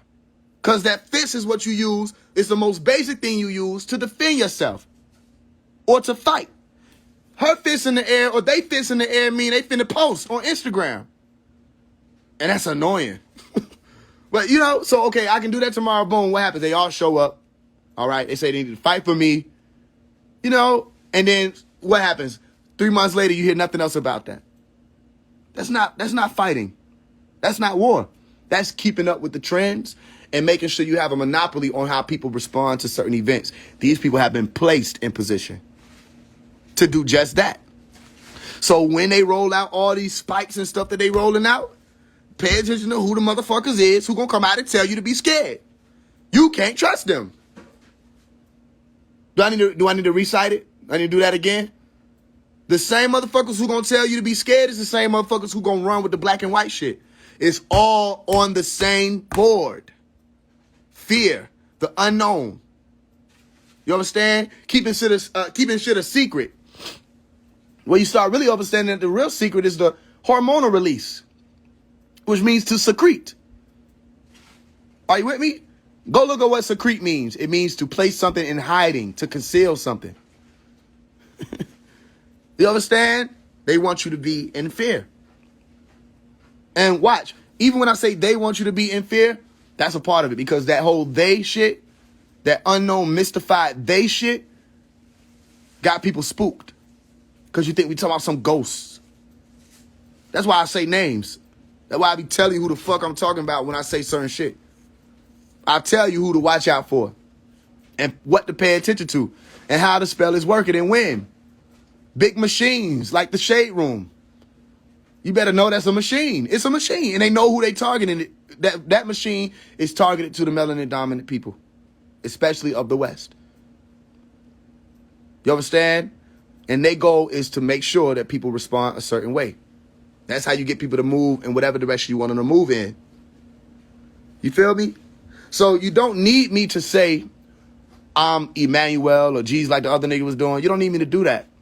You need to pay attention to my works and see, okay, what is this person saying? When I say something doesn't happen, well, we've seen that it doesn't take Jesus to do that. You know, somebody can be able to do that. They can do that. We don't have to call ourselves Jesus to do that. You understand? Is he standing on the same shit he was standing on since 13? Can I go back and research this man and see this nigga been putting out shit, talking about this same exact shit in different ways and expounding upon it since he was 13 and beyond? Yes. Okay, well then he hasn't strayed, which means he's not a drifter. Which means if you're not a drifter, what's the opposing side of that? It's someone who's maintained a definiteness of purpose, according to Napoleon Hill. And if you have a definiteness of purpose, you're on your square. It's definite. Your purpose is set in stone. And when we say set in stone, it's also Masonic. We already laid it. It's laid out. That brick is laid. I got a song called More Shit. And you gonna listen to that song. I say brick by brick, I break them down. You know what I'm saying? I might play it for you to get a little context. Right? But I'm saying high, speed, chasing, I'm racing. You understand? And if you really paying attention to what I'm saying, because you know, I actually went through the school of the Moorish Science Temple of America. So I had learned a lot of that shit too. I like learning more shit to be able to do this. You understand? But I'm explaining in that song, as a matter of fact, let's do it. I'm explaining in that song what their game was. You'll hear it. So listen. I'll show you the game. And this song came out 2 years ago.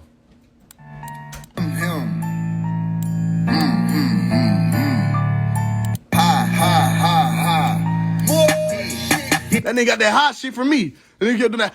He got that shit from me. Now, nigga be stealing my shit.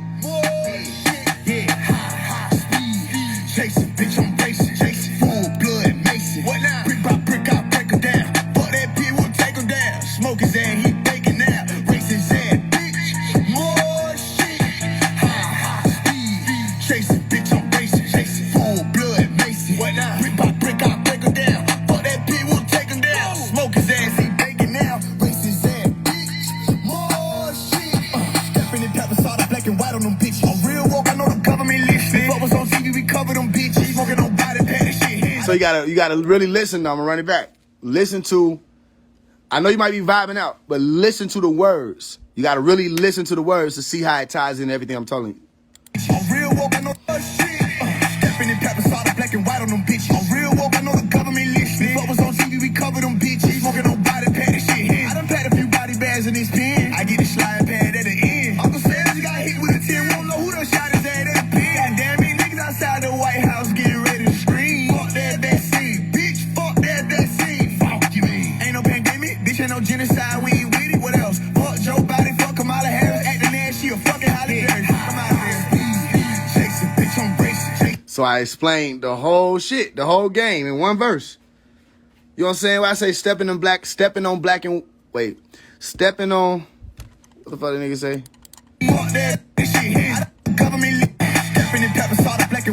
Stepping in pepper salt. I black and white on them bitches. So like if you look at this picture right here, you see me stepping in pepper salt. Right? Standing on a square, the chessboard floor. All right? I'm real woke, I know the government listening. I'm real woke. I know the government listening. They ain't listening to these woke niggas. They don't give a fuck about them. They listen. They ain't not no damn threat. You know what I mean? The only ones who's a threat is the motherfuckers who is like, bro, if this nigga really blow, it's like, it's over with. They already paying attention to them scenes, and they busy enough with all this shit going on in their climate and their environment. But I know they listening. They have to listen. They watching, like I used to tell people, they not just listening to me. They're trying to see if you hearing me. They trying to see how many people gonna actually listen to what I'm saying. All right? And then the more people that listen, that's when they see it as more of a threat. They already know the potential threat. But the more people that listen, that becomes the problem. If you just motherfucker just talking there and nobody listening, but they see people listening, so that's going to be an issue. But either way, it ain't over with because they're not just dealing with no random person who's just talking on here. It's a lot of other things that come into play to protect me from that. You understand? But the bottom line is, I'm real woke. I know they listening. They listening right now. You know what I'm saying? You'd be stupid to think they weren't. They have to. That's why I say in the song, I Smell, where I said, the odds is not high.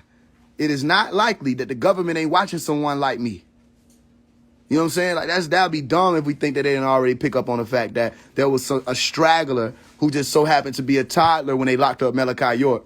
And this toddler grows up and he out here booming beyond all these niggas who was awake and alive and, you know what I'm saying? You know, older and all this other shit. He's shutting all that down and he coming from under that same, you know what I'm saying, light, that true light. That will shake them up, and it has. But, you know, we paying attention to all of that. We know the ways. So listen to it. I'm real woke. I know the government listening. What else? Real woke, I know the government listening. Fuck was on TV, we cover them bitches. I said fuck was on TV. We cover them bitches. Now, if you don't know what I'm talking about, all right, that's the Rastafari way of life. Because them niggas cover TV. You walk in their house, a TV covered up, big-ass blanket on it or a tarp on it or something. Okay, as I came up, my Umi called it the idiot box. We wasn't allowed to even watch that shit. But when I say fuck what's on TV, I say give a fuck what's on TV, but I'm saying fuck what's on TV. We cover them, meaning all this shit TV. And if you think I'm tripping, go to the shade room. You'll find a post where they talking about Trump getting the RICO. And I say all that shit TV. I commented and I said all that shit TV. You gotta pay attention. I pop up in certain places to lay little shit down. It's all TV. So we cover the TV up, but not just because of the fact that it's an idiot box, but we know that they put monitors in the TVs. You understand? Before it was the TVs, they were doing it with the radios. But when they put the TVs in everybody's household, they were putting monitors in them to watch people through the screens. You understand? Watch the movie Enemy of the State. So they would watch people through the screens. And the rosters knew that, and they would say, yo, if anything, they're not going to see us. They didn't want them watching them. So then they got a little more, advanced with the technology and started putting computers in everybody's home. And they got bold with it. They said, what is that? It's a computer monitor. And right here, I got an iMac, and I'm telling you, they're watching. Anybody who has access to this can watch and look. You understand? They even show you that with certain technology advances now where you got apps and stuff that you could download and go through. Where what was the site? I can't remember. Somebody probably know. I got to remember. But somebody showed it to me a long time ago where we was able to look at multiple people's cameras as long as they had a webcam. And they were oblivious to the fact that we could see them.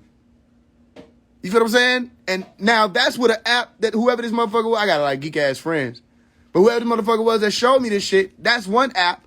What about the motherfuckers who actually make the phones? Or who have control over the satellites? Same reason why I tell you, can't nobody go missing. Nobody can really go missing. It's impossible. Today's day and age, you can't go missing. You know what I mean? In order for you to go missing, you would have literally been able to create technology that can war with their satellites and throw their radio waves off and all kind of other shit you got to be able to do that. You can't just go off grid. To be able to go off grid, you have to inject yourself into a new one.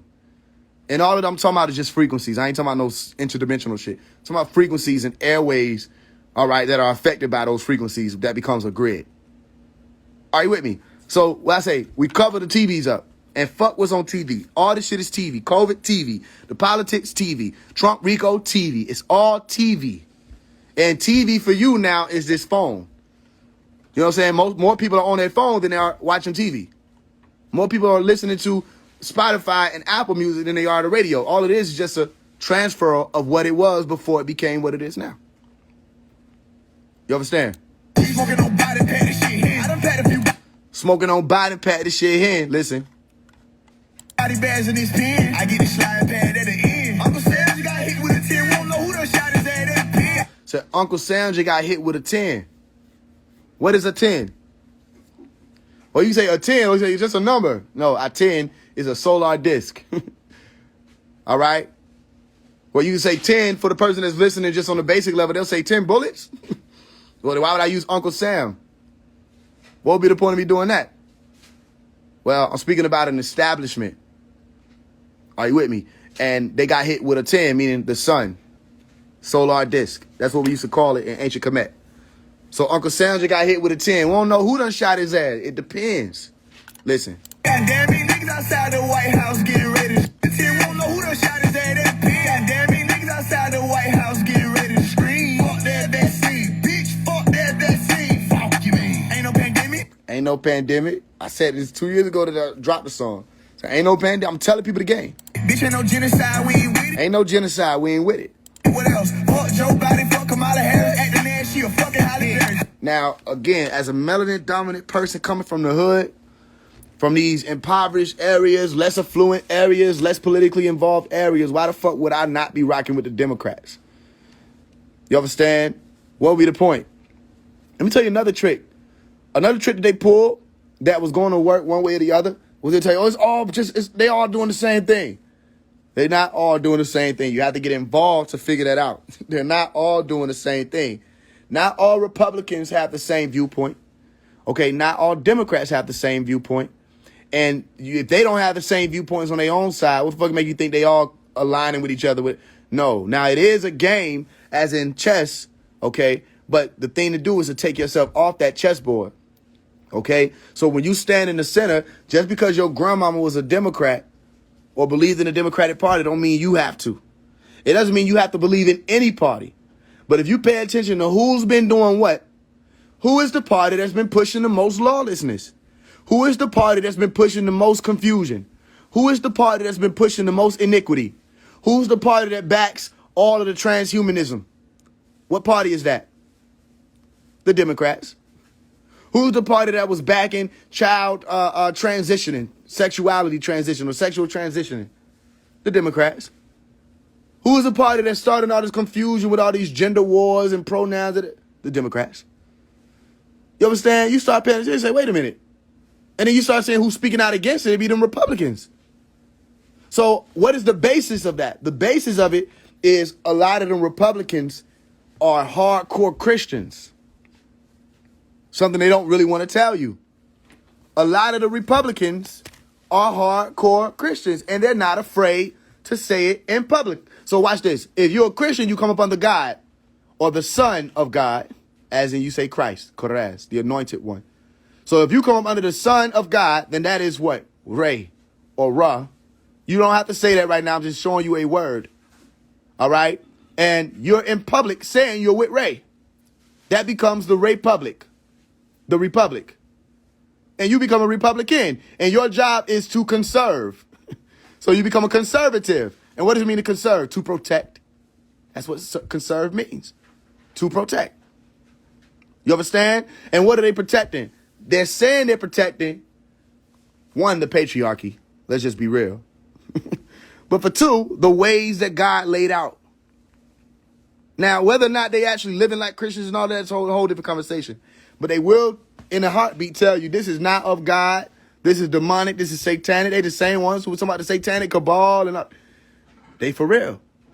And then on the other hand, you have these liberals.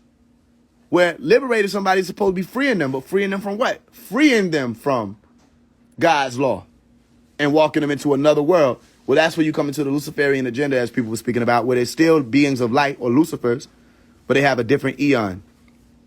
All right? Or Lucifer eon, Luciferian. And that eon or that time period is different than God's time period. And what we mean by time period, the word olam is just saying a world. It's not just speaking about an eon or a time. It's saying a world. So a new world is what they're trying to free people into or integrate people into. So they think they becoming free, but really they being trapped. You understand? Because then there's more confusion. And they have to do it through the people. Are you with me? So ask yourself this question. If there was a political party that Jesus was a part of, which one you think he would be a part of right now in today's day and age? Don't Google it. If there was a political party that he had to choose, not that he had to, which one do you think he would choose? Based off of what I'm seeing, he would have chosen the Republican Party because all of the Democrat laws and policies they trying to push forth go against God. They go directly against God. The Republicans are saying they want to keep that shit up. Are you with me? Now, again, it's not to say that he had to choose, but if he were, he would choose the one that says we're going to conserve or we're going to protect the way of God. All right. Now, that's not to say that just because somebody's a Republican, they're doing that.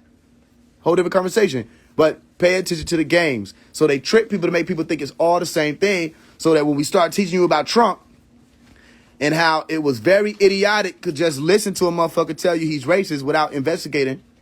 It was very idiotic to just listen to a motherfucker say they said something and not look and see if they really said it. To deflect from that responsibility, people say, well, it's all the same. Ain't none of it for us. Well, you didn't do that last time, because when we were trying to teach you beyond that, you went for Biden. And I said, well, what is a Biden?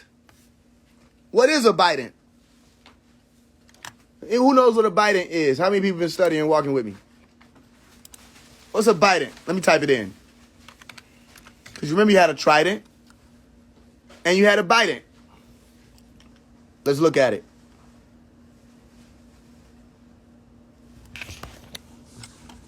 A Biden, a two-pronged implement resembling a pitchfork. In Greek mythology, the Biden is a weapon associated with Hades, Pluto, the ruler of the underworld, not the higher one. So Biden, a weapon. All right. Now, what does Joseph mean? Let's just look. I don't know. Let's just look.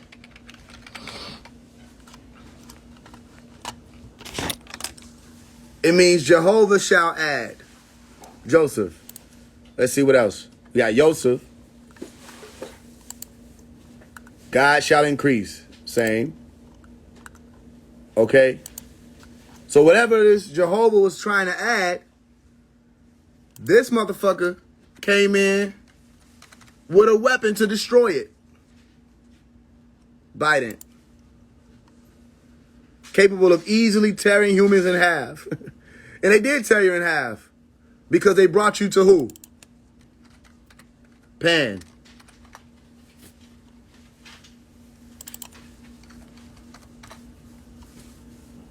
And if you look at Pan, all right, he's half animal, half human. Right? Are you with me? And then you're going to really look and see the relationship between Biden and Kronos. Right? Let's see. Where's the Kronos? Hades is a god of the underworld. His weapon is Biden. Biden. Okay, I'll say Hades. All right, so you got ancient Greek mythology. Kronos was the leader and the youngest of the first generation of Titans, the divine descendants. What did Kronos do to Hades? Kronos devoured his children, Hades and Poseidon, before they could oppose him. So look at what I'm telling you. You got Kronos. What does it look like? It looks like Corona. You understand? And you had Biden right there operating during Corona, as well as Trump. The Trump. It's all there. Learn how to read. Everything is there. Everything is there.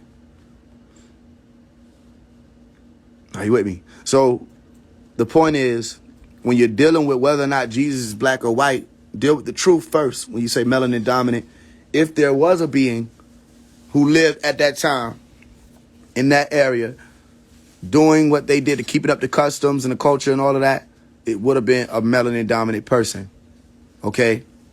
Don't let that trick you, though, because it can be a trick of vanity where you think, oh, Jesus was black, then we the chosen people. That's not what it means.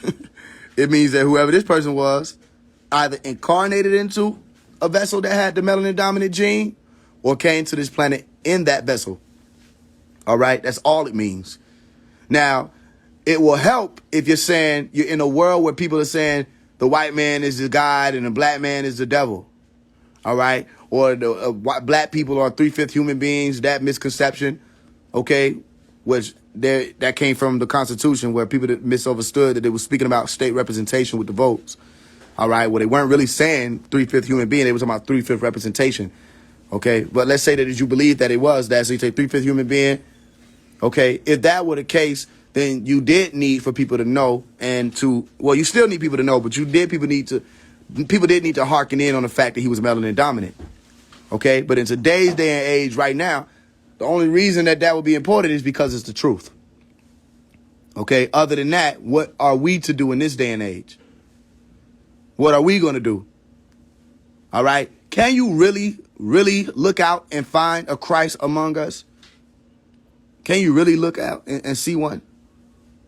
And you know that it ain't some shit you dress up as. You know it ain't some shit that you just put on in the AM and say, all right, I'm Christ today. Do we really see it? Do we see the works of Elijah? Do we see the works of Enoch? Do we see the works of any of these characters that people keep claiming that they are? That's what you should be looking for and find out who is who in this day and time. And I'm saying that for a reason. Who's who on planet Earth? That's how you find out. You feel me? So even when the dude who live we went on was saying, you don't know what's under that skin, I have a whole song called This Skin. A whole song called This Skin, which I'll probably play in a second. I say, try to breathe with this skin. A lot of demons, big gins. But I believe in this generation, divided seas and split ends, and so it begins. Come on, family. You don't know the saying, wise man can play dumb. Dumb man can't play wise. A lot of time we lay out the box with the cheese in it, see if they gonna run. A lot of time they run right to it. And all I be saying to y'all is watch, look. Here go one of the ones I'm telling you about. Here the ones you were told about. What you call false prophets. That when they're tested with the spirit, they have no response. Y'all don't remember how many times I asked a question and he just was pause and lean back and shift over and change shoes? I'm like, take your time. Listen, you got to remember. No, I just want you to answer the question. Don't do me like how everybody be doing me. Like, just answer my question. I know what I asked. So I know if you don't have an answer for this, just tell me you don't have one. What are the 6 points that you use to track these demons you're talking about? Listen, check this out. You know? But I'm grateful because I had an example of what it looks like to really answer questions.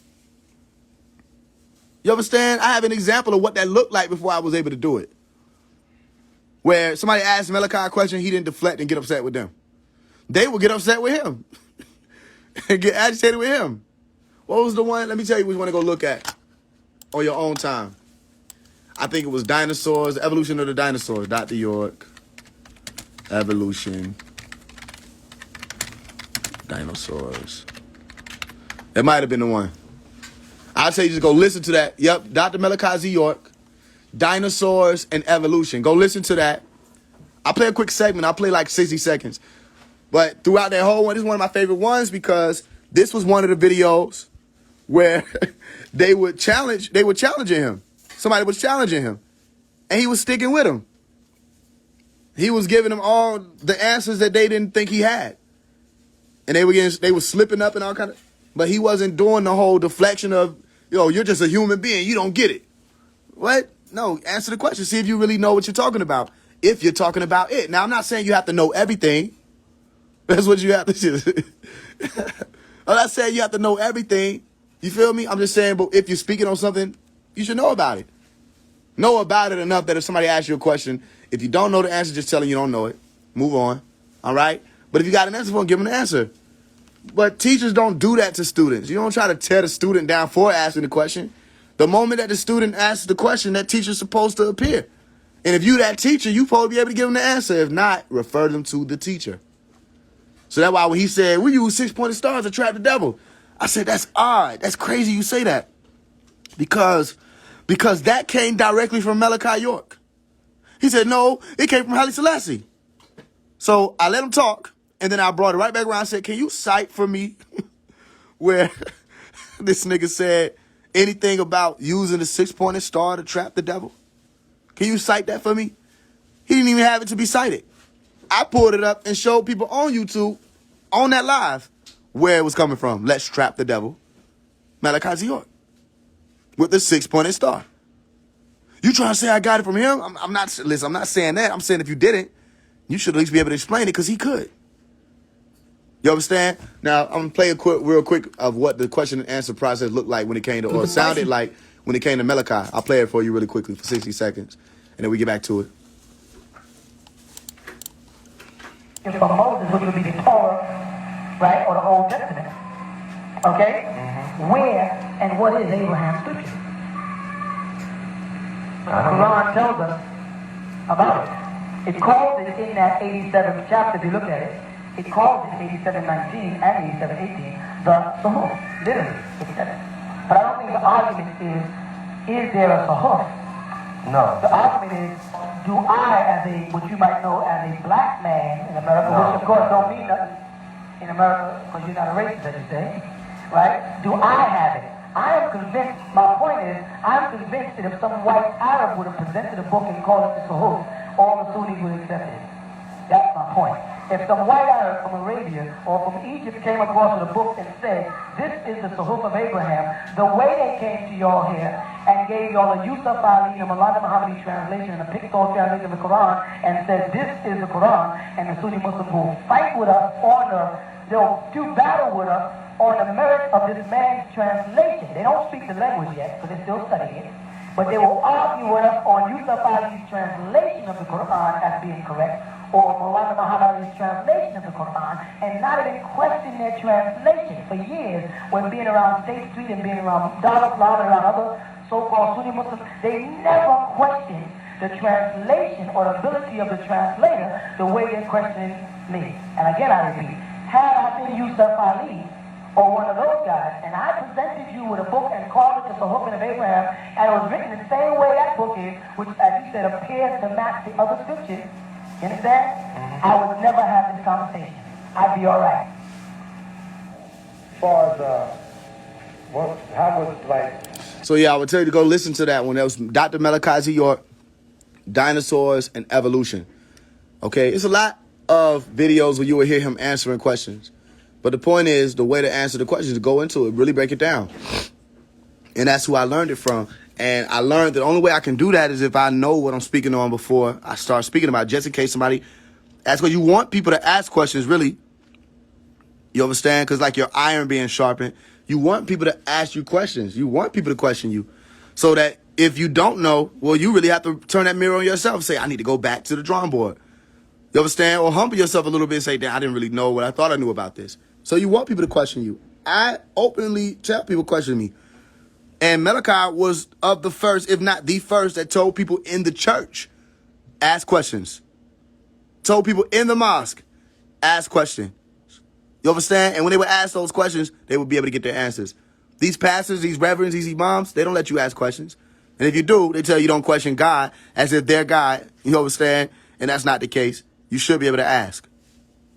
You with me? So when it comes down to these people who calling themselves prophets and all this other stuff, listen, they only just using words that have already been used before. All that old shit, it's easy to do that. Stop going for the games. You know, I want you to speed up to the point where automatically if somebody tell you some shit, don't believe them. If somebody tell you some shit, first, your first response should be to not believe what the fuck coming out their mouth. That should be your first response. All right? In yourself. Notice I'm saying response in yourself also, because it don't mean you have to react. Your first response, you train your brain to do this because in all actuality, it's the other way around if you don't work on this muscle. The other way around is if somebody tells you something, your brain automatically believes it. Watch this. I can do 16 backflips in a row. You understand? I ain't did a backflip in a long ass time. I probably can do one. You understand? But if I say I can do 16 backflips in a row, automatically you believe that I can do that. You understand? So my thing is, next time I say I can do 16 backflips in a row, your first response in your mind should be, I don't believe this nigga. That should be your first. And you can continue on however you want to continue on. Remember, I tell you, wise person can play dumb. You can play dumb. Dumb person can't play wise. So watch this. I can do 16 backflips in a row. Everybody should be like, I don't believe this nigga. You know, and then if you were with me and that's a whole different conversation.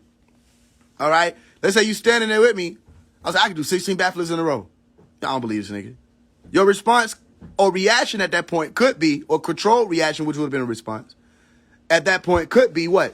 Show me. Right. Let me see. Show me. And if I say, you just a human, you don't understand, you don't get it. Listen, let me tell you something. Do you know about the history of backflips? Nigga, show me if you can do 16 backflips in a row. That's all I'm saying. That's all I want. All right? Should I be clearer than that? I want to see if you can do 15 backflips in a row plus one. I'm just trying to see how many ways do I have to say it? 8 plus 8 backflips, can you do it? That's what you told me. I want to see if it's true. Let me tell you something. It's about the spirit. The throne of David, nigga, you ain't one of them. You ain't one of them. You only one of them to the people who don't know which questions to ask you.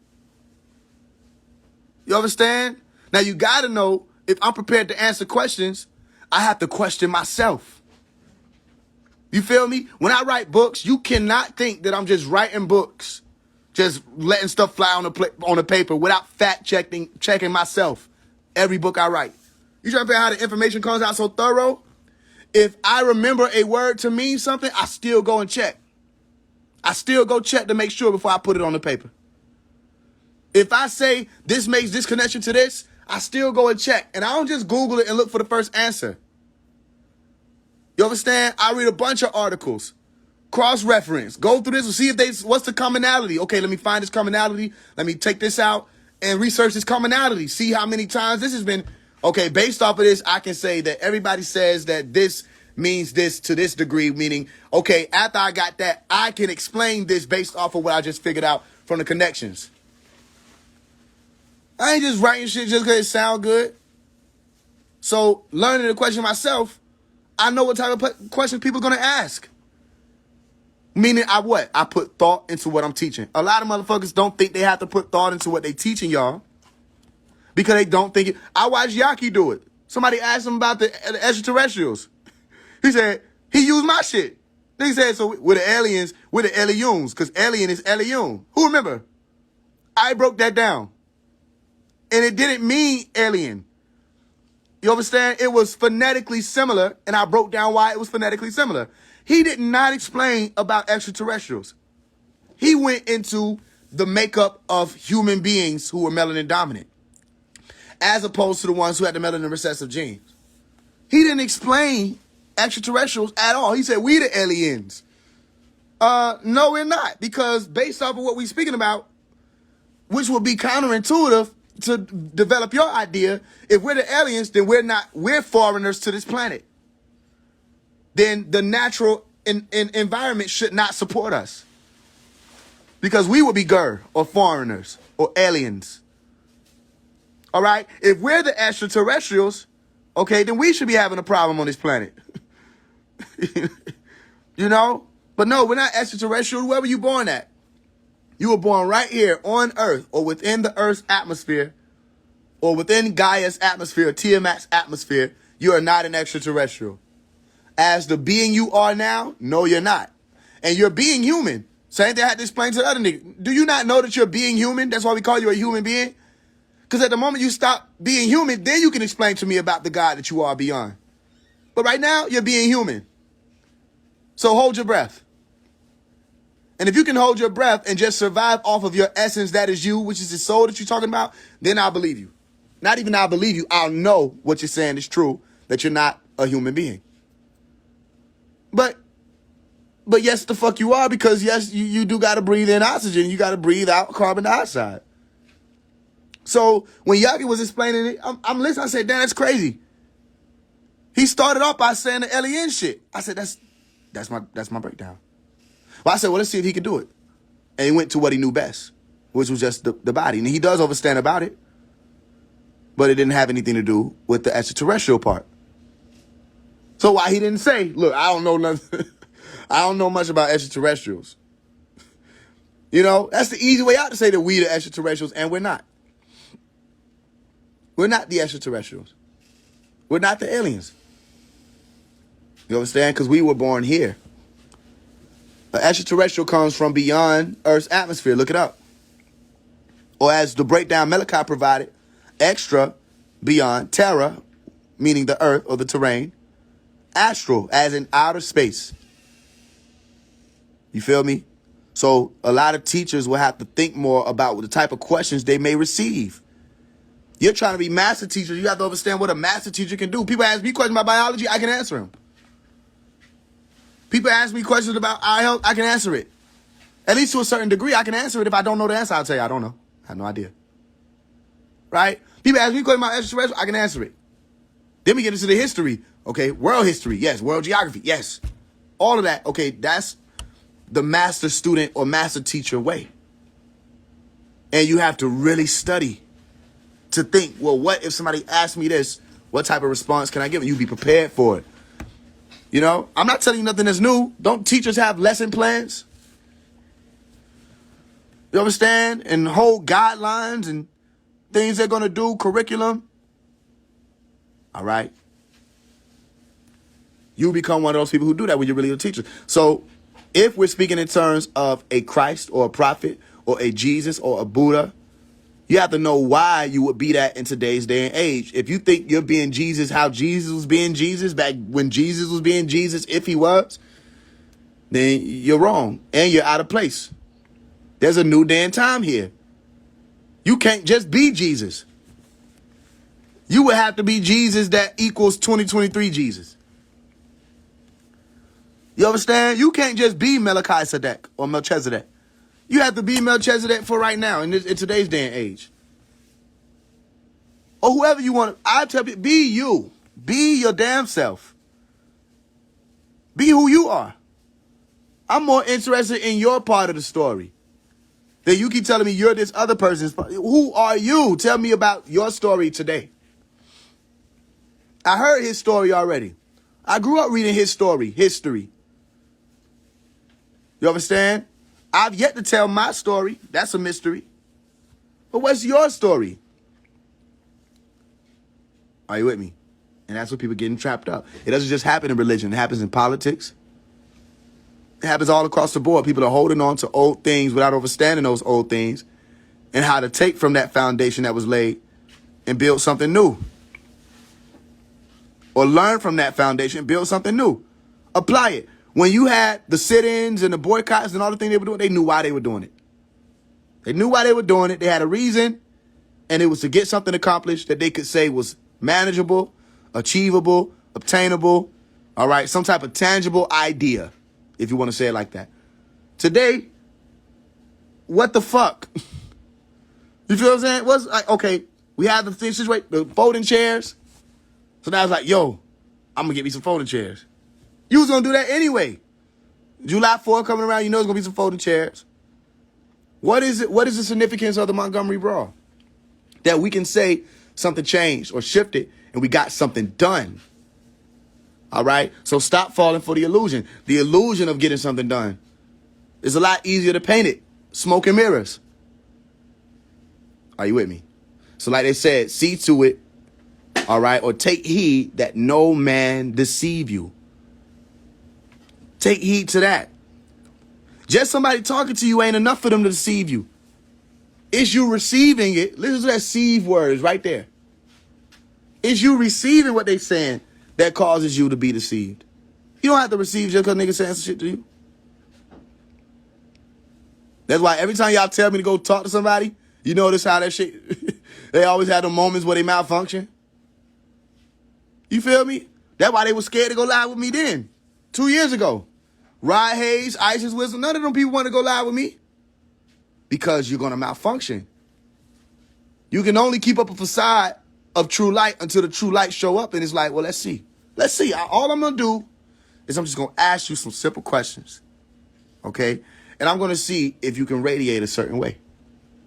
See what happens when you are put to the test. If I test this spirit with the spirit, let's see what happens. I just want to see if you are of God. I'm not going to tell you why. Not one time did I just say, hey, you're not Emmanuel. You ain't, I didn't do that. I asked questions that I would have asked Esau. Based off of the story that I know about Esau or Jesus or Emmanuel. Because Esau would have known the answer to those questions. Now, I would have accepted that you don't consciously remember, but you're telling me you do consciously remember. You understand? Then there's an error where you're saying you were Dr. King. Well, Malcolm and Dr. King were in the same era. So it shuts down this whole ideology that says that Jesus comes once every generation. You know, if you're saying Jesus was Dr. King or Emmanuel was Dr. King, who was Malcolm? Who was Malachi? Who were all these other beings? All right, who were operating and moving, as I call them, warriors of Nur, war Nur. And Nur is light. They were all here, so don't be deceived. I feel that it's getting better. I feel, and I'm paying attention, okay, that people are starting to realize more. Just based off of some of the things y'all send me, some of the messages y'all send me, you know, I can see it. Even if I don't open, I still see everything, okay? I pay attention to what's going on and different people. If you are a person who's being looked at as some type of conscious leader in it, trust me, I'm watching you. I see everything. Somebody tagged me something today, and they didn't think I was watching. And what I said, I'm watching. I said, I'm watching everything. They were like, I didn't even think you was seeing this. No, I actually spoke on that before. I'm watching everything. I see everything. Meaning, if it's a name that people have called, I'm watching them. I'm trying to say what's going on because you are somebody that people look at as some type of leader. I'm just doing the same thing the government does. I'm doing the same thing the agents do. I'm doing the same thing the infiltrators do. But I'm doing it in a way that says, I really want to see if you are about what you're saying you're about. Because if you remember, there was a time where people would bring up yucky name. I said, well, I don't see no reason. I don't know enough about him. But it didn't take long for me to say, well, yeah, that's not it. It never takes long. But before I even was able to investigate, I couldn't speak on it because I didn't know about it. I didn't know enough about him. But as I pay attention and say, oh, we don't call women bitches. Yeah, that ain't one of them. He ain't one of them. Simple shit. Because there was something that will stop you from doing that. Oh, no, we don't do that. We ain't on some whole, we need gold and all this other shit. No. Very intelligent brother. You understand? And there's a lot of very intelligent people who took that walk that didn't claim that they were conscious leaders. There's a lot of biologists and physicists. You need to stop thinking that because somebody's a biologist or a physicist, it's something so amazing. There's motherfuckers that's like that they ain't never tried to play like they was a prophet or none of that. They went to school, got their degrees, they working in the field, they engineers, all of that. There's a lot of great minds on the planet Earth, and a lot of them aren't trying to act like they're saviors. You understand? Or some spiritual gurus. Are you with me? So again, test people. Just test them. Test them. And see what happens. Test me. And I tell you to do that all the time. I hope you ain't nervous to do that. Test me. And see how I respond to you. Come correct though, because you seen how quickly I'll snipe a motherfucker, get them up out of there. Don't come the wrong way. But test a motherfucker, see if they own it. And that's how you stop the confusion. All right? So bottom line, when you go to that housetop, that rooftop, all right, don't come back down. Grab that light, okay, and keep climbing that ladder. You understand? My people, come out of her. This world is fucked. I literally just said, very intelligent, brother. I don't get it. I really think y'all just be fans. You understand? Like, I didn't hate on nobody. But we do not call women bitches. Simple. When I say we, ask me who I mean. We don't call women bitches. We just don't do that, regardless. And we're not fixated on none of the material shit. We don't care. So I'm not saying he not none of the shit that he is. I'm saying when I say who I'm looking for, all right, meaning if I were to die, that I'll be able to say, this motherfucker is who y'all can go to. I don't see nobody. Only person I know is Malachi. That's the only person I say, if I were to die, that there's somebody else that people could get the same type of activation from. You understand? Or motivation from. Let's keep it simple. Motivation to go back home. All right? Because it comes with the true light, the green light. All the other stuff is one thing. Dr. Sabi was here. Dr. Sabi was here in the flesh. He was teaching all the same shit. Malachi taught all the same shit and beyond. The science of healing, the living soul, all of the stuff that people talking about on here. I learned all that from Malachi. You understand? And everything else you can learn from science. I'm not hating on nobody. Do you know who he's talking to? I don't hate on people. If you remember, I was the one who gave Yaki his props in the beginning. But I'm not somebody who just cares for information. I'll tell you something. I used to teach the pharaohs when I was in high school, right? I told them, I said, here go the analogy. When it comes time for this, you'll remember what the analogy is. I said, here go the analogy. Would you rather, if you were on an elevator, okay, and that elevator got stuck, and there was a fire in the building, okay, would you rather be trapped on an elevator with a motherfucker who know everything there is to know about that elevator, but knows nothing about how to get it open, all right, or to evade or get you out of that burning elevator, all right? Or would you rather be sending as a motherfucker who might not know everything there is to know about the elevator, but he knows what needs to be known about how to get you out of the burning one? Which one would you rather be trapped on the elevator with? Right? If you rather be trapped on the elevator with a motherfucker who know everything there is to know about the elevator except what you need to know to get out of it to be able to survive, then that's on you. But the person who's wise will say, we don't need a motherfuckers who just know a whole bunch of shit. Knowing shit is okay. That's fine. That's perfectly fine. All right? It's admirable. It's to be acknowledged. A lot of people feel that way about myself. It's just we're in a burning building and we need to know how to get out of the burning building. We need knowledge for this. You understand? If you know about all the different nerve endings that are associated with an ant, that's so great. You know what I'm saying? If you're a person who studied all the different type of berries that used to exist in the ancient world, I'm so proud of you. So proud. You know what I'm saying? If you're a motherfucker who can name 17 different type of dinosaurs right now, it's like, that's cool. That's dope as fuck. You feel what I'm saying? I'm not hating on nobody's scholarship. That's scholarship. But that's why I keep trying to tell y'all, it's not the information. It's not just information. It's about where are we going? Because why the fuck y'all, if you really want the shit that we teaching as the information that's going to break you free, why the fuck y'all won't go get it from them white folks? They know a lot more than we do. Nobody don't want to say it, but they know a lot more about this shit than we do. Them white professors, they know a lot more than we do. Go to college. They know a lot more than the conscious leaders or whoever, the spirit, whatever. You want to know who I be going to find out more about physics and shit from? White folks. They be knowing this shit. Them motherfuckers done spent 14 years studying some shit. They ain't just Google it one time. If you really want to be like astonished and surprised and shocked about a motherfucker and give them their props like that, go learn it from the motherfuckers who really own that.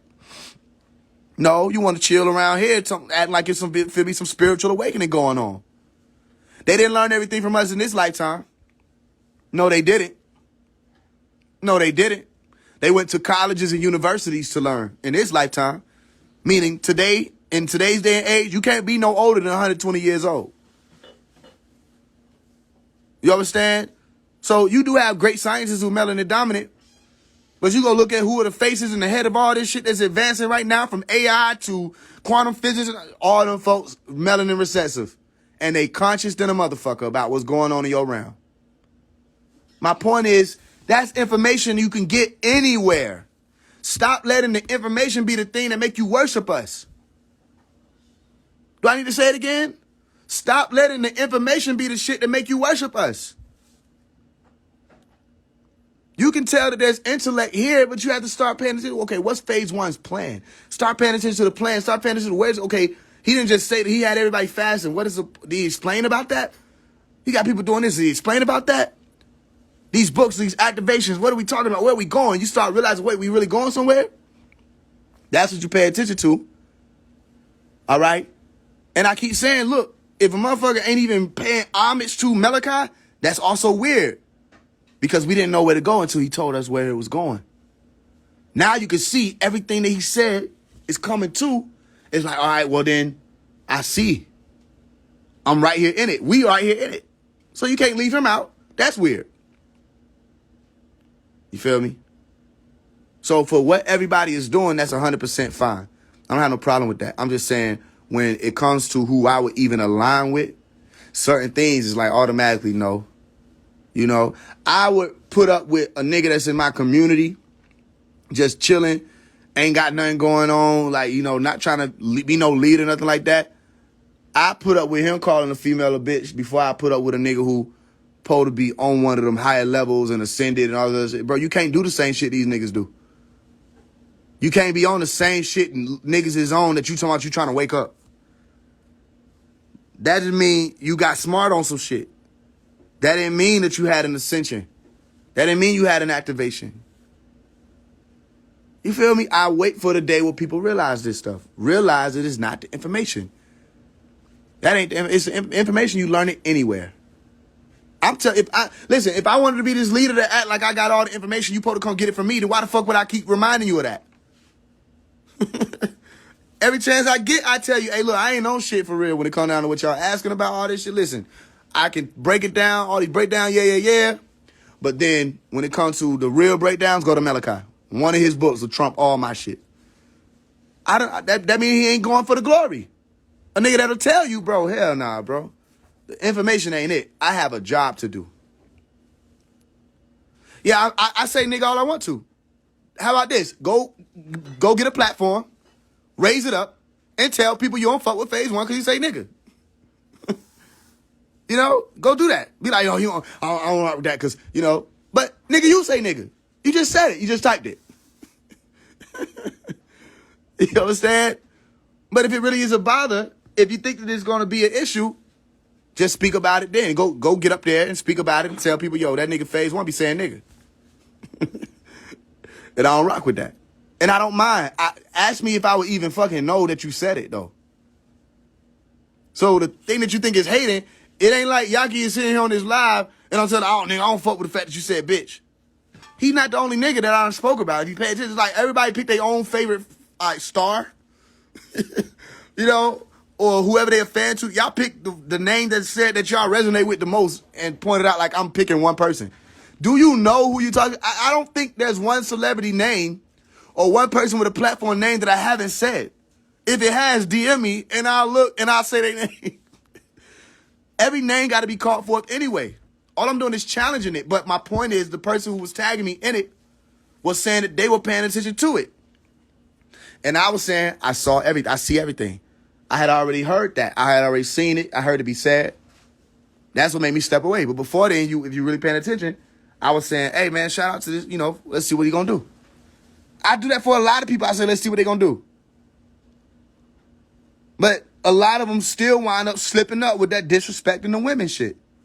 Or a lot of them still wind up in some type of sexual scandal amongst the conscious community with the I love you fun, whoever the fuck them niggas was, whoever the other people was.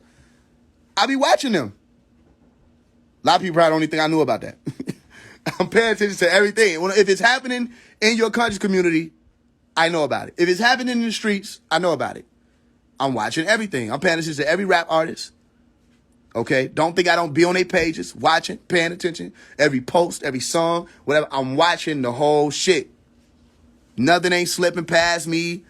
You know, you go look at the recent post where I say call them out. All the names that I listed were not random names. You know what I'm saying? I'm paying attention. So that's just your favorite person, family. Don't worry. Nothing was taken away from his scholarship or none of that. Or his ability to help people. You feel me? Look, what I look like shitting on the doctor that was able to give people asthma medicine and I have asthma. That's not my goal. My goal ain't to shit on people and say, yo, I'm the only one that knows stuff and I'm the only one who can. No, there are people that are helping people. There are people that are teaching people. I actually would tell people after I get done swinging swords what I say. But if you get your information from your Pharaoh, or if you get your information from Brother Polite, and you still rock with it, listen, this is what I'm telling you. I'm not telling you got to hate these people. I'm not telling you got to turn against. I always say that. So no, it's not hate. You got to get it beyond. People still be saying that. Like, you got to get beyond 4th grade, bro. We ain't about no haters. It's about if you in the limelight, first of all, you will be accosted. All right? You will be approached.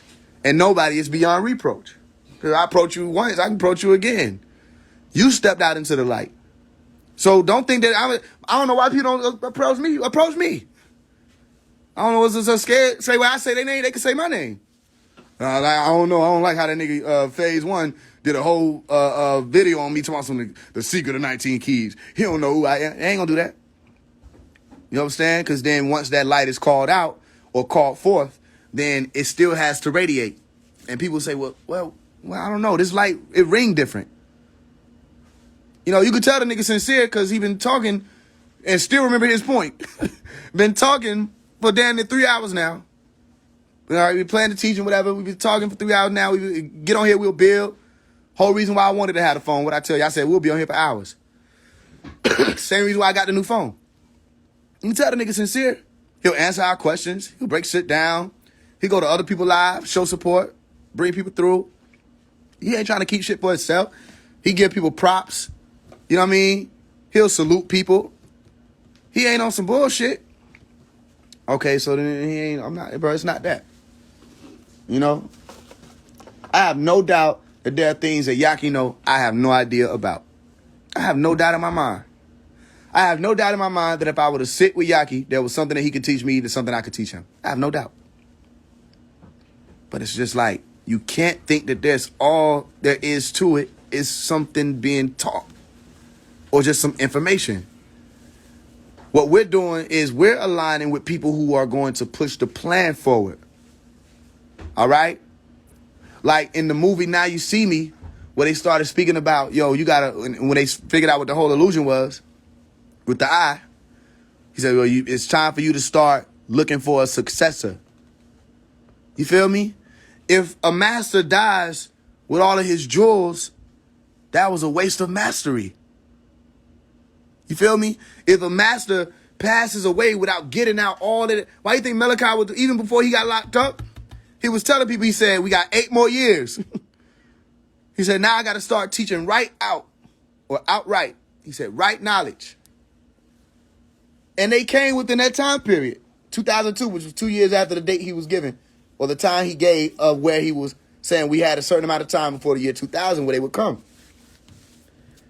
And he said they were going to come for him.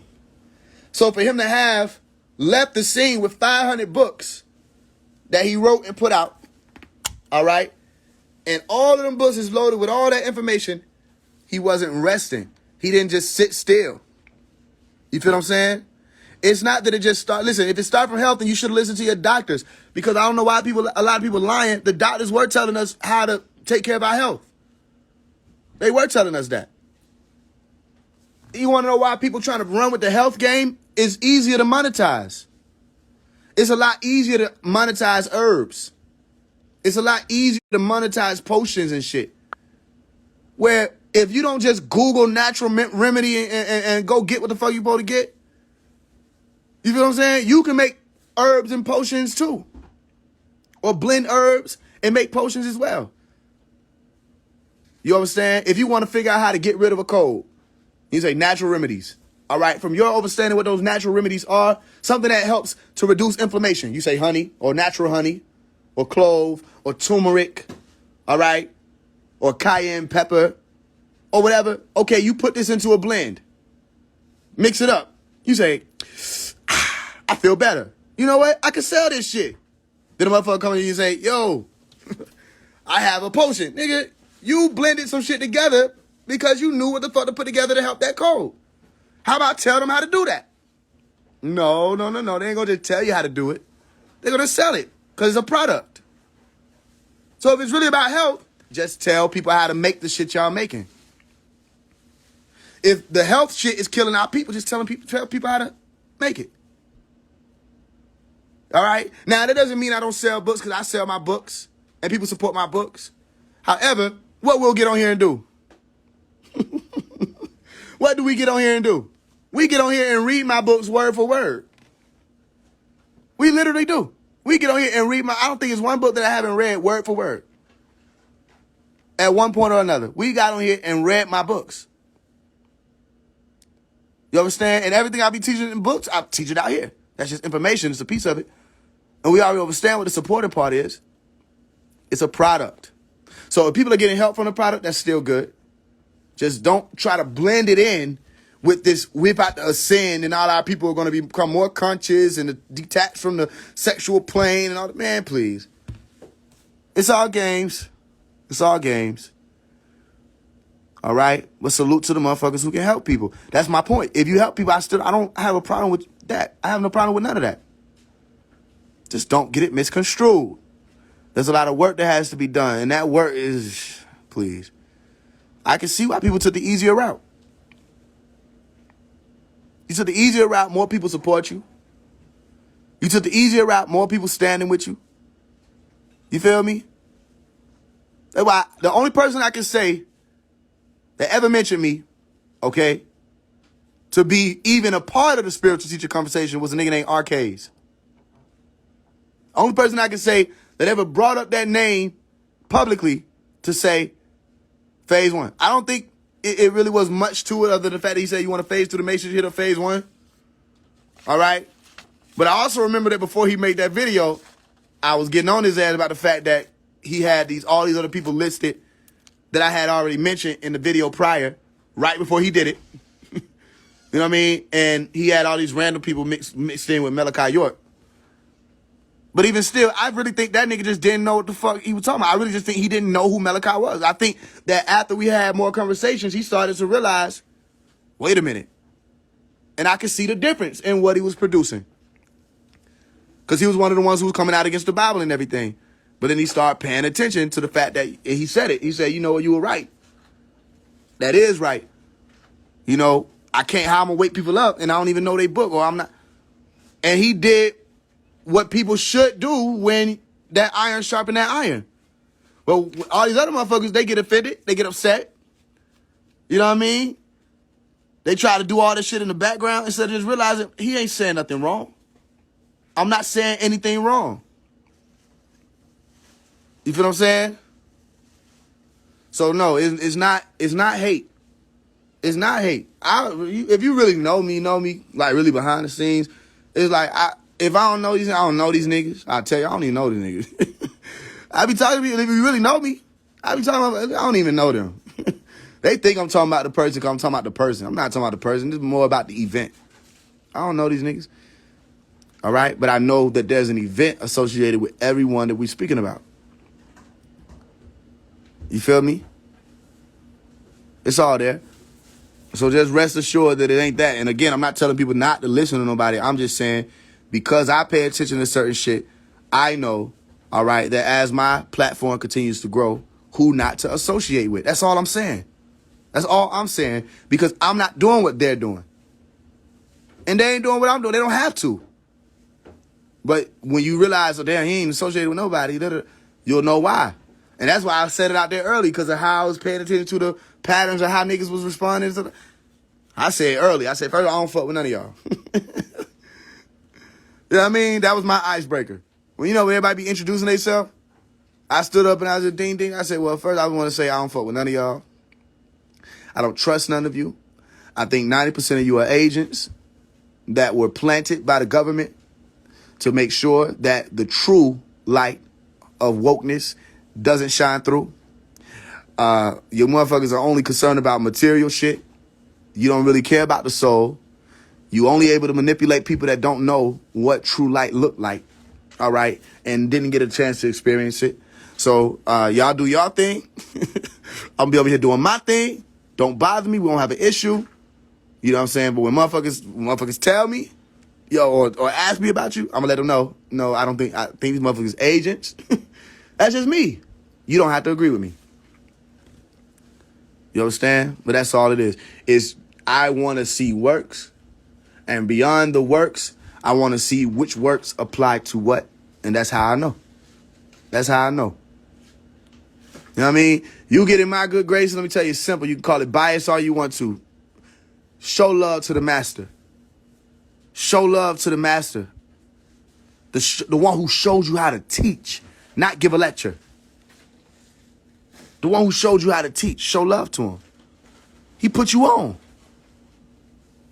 I don't see many people that have the true light. You can't name one. And I don't see many. I hope you ain't talking about any of the people that we talking about. I don't see that from anybody. That's why I'm teaching people that's following them activated in themselves. Because I don't see it in them. So if that true light ain't in them, I don't know where you're going. You better learn to activate that shit in yourself. Okay? And remember, you're not following Phase 1. You're not following Omari. You walking with him. You ain't following me. If I go over here to the right, you don't got to go over there. You know what I mean? You could be walking there, but you don't have to follow me just because I went over to the right. Because what if I go over to the right just to pick something up? You know what I mean? You didn't have to move and come over here. All right? You walking with me. You know what I mean? And eventually you'll understand I'm just one of the symbols of what we're speaking about. So it's less of you walking with me and more so of you walking with that higher version of you. The version of you that you'll be proud of. That's who you walking with. That's who you listening to. That's the voice. I'm not there with you when you fasting. We buy each other. That's why I tell you, you will be alone, but you're not by yourself. Meaning we're by each other, walking in the same type of light. But I'm not there with you when you decide you ain't finna pick up that burger. I'm not there. You understand? You did that. You feel me? When you decided you was going to drink more water, I wasn't there. You did it. When you said today, I'm going to go out into the sun, I'm going to receive the uploads. All right. You did that. When you said I'm going to go natural, you did that. When you said I'm going to work out more, you did that. When you said I'm going to practice semen retention, you did that. I didn't do that for you. So you're not following me. You may be reminded by me. You understand? But you're not following me. So stop following these people. You know what I mean? Because then when they show you that they ain't even on the true light, then what? You give up? A lot of people lose faith that way. A lot of people lose faith. When they see this person who they thought was supposed to be so righteous, infallible, they see them slip up and crash. They say, man, ain't no reason for me to be trying to rectify and get this together, and they ain't even on it. No. That was just an illusion. It's about you. It's about you. You didn't have to learn this from us. And you didn't have to learn it from nobody, from no conscious community or nothing. You could have just realized one day, wait a minute, I need to get up. I need to move. It's all kind of stuff. You feel me? So when people start bringing up certain shit, challenge them. Another way to make sure you're not deceived when people are teaching you spiritual things, see if they can explain it scientifically. That's not to say that they will be able to do it with everything. It's just to see if they can. And if they can't, make sure you explain to them the importance of being able to. You feel me? And then the illusion gets shattered. Like my father said when I went over to his house back in, 2021? It might have been 2021, New Year of 2021. Right? Where everybody was in there. I had my brothers on my dad's side. My sister on my dad's side. Everybody was sitting there. He was on the bed. He was speaking about complications that he was having with his heart. Right?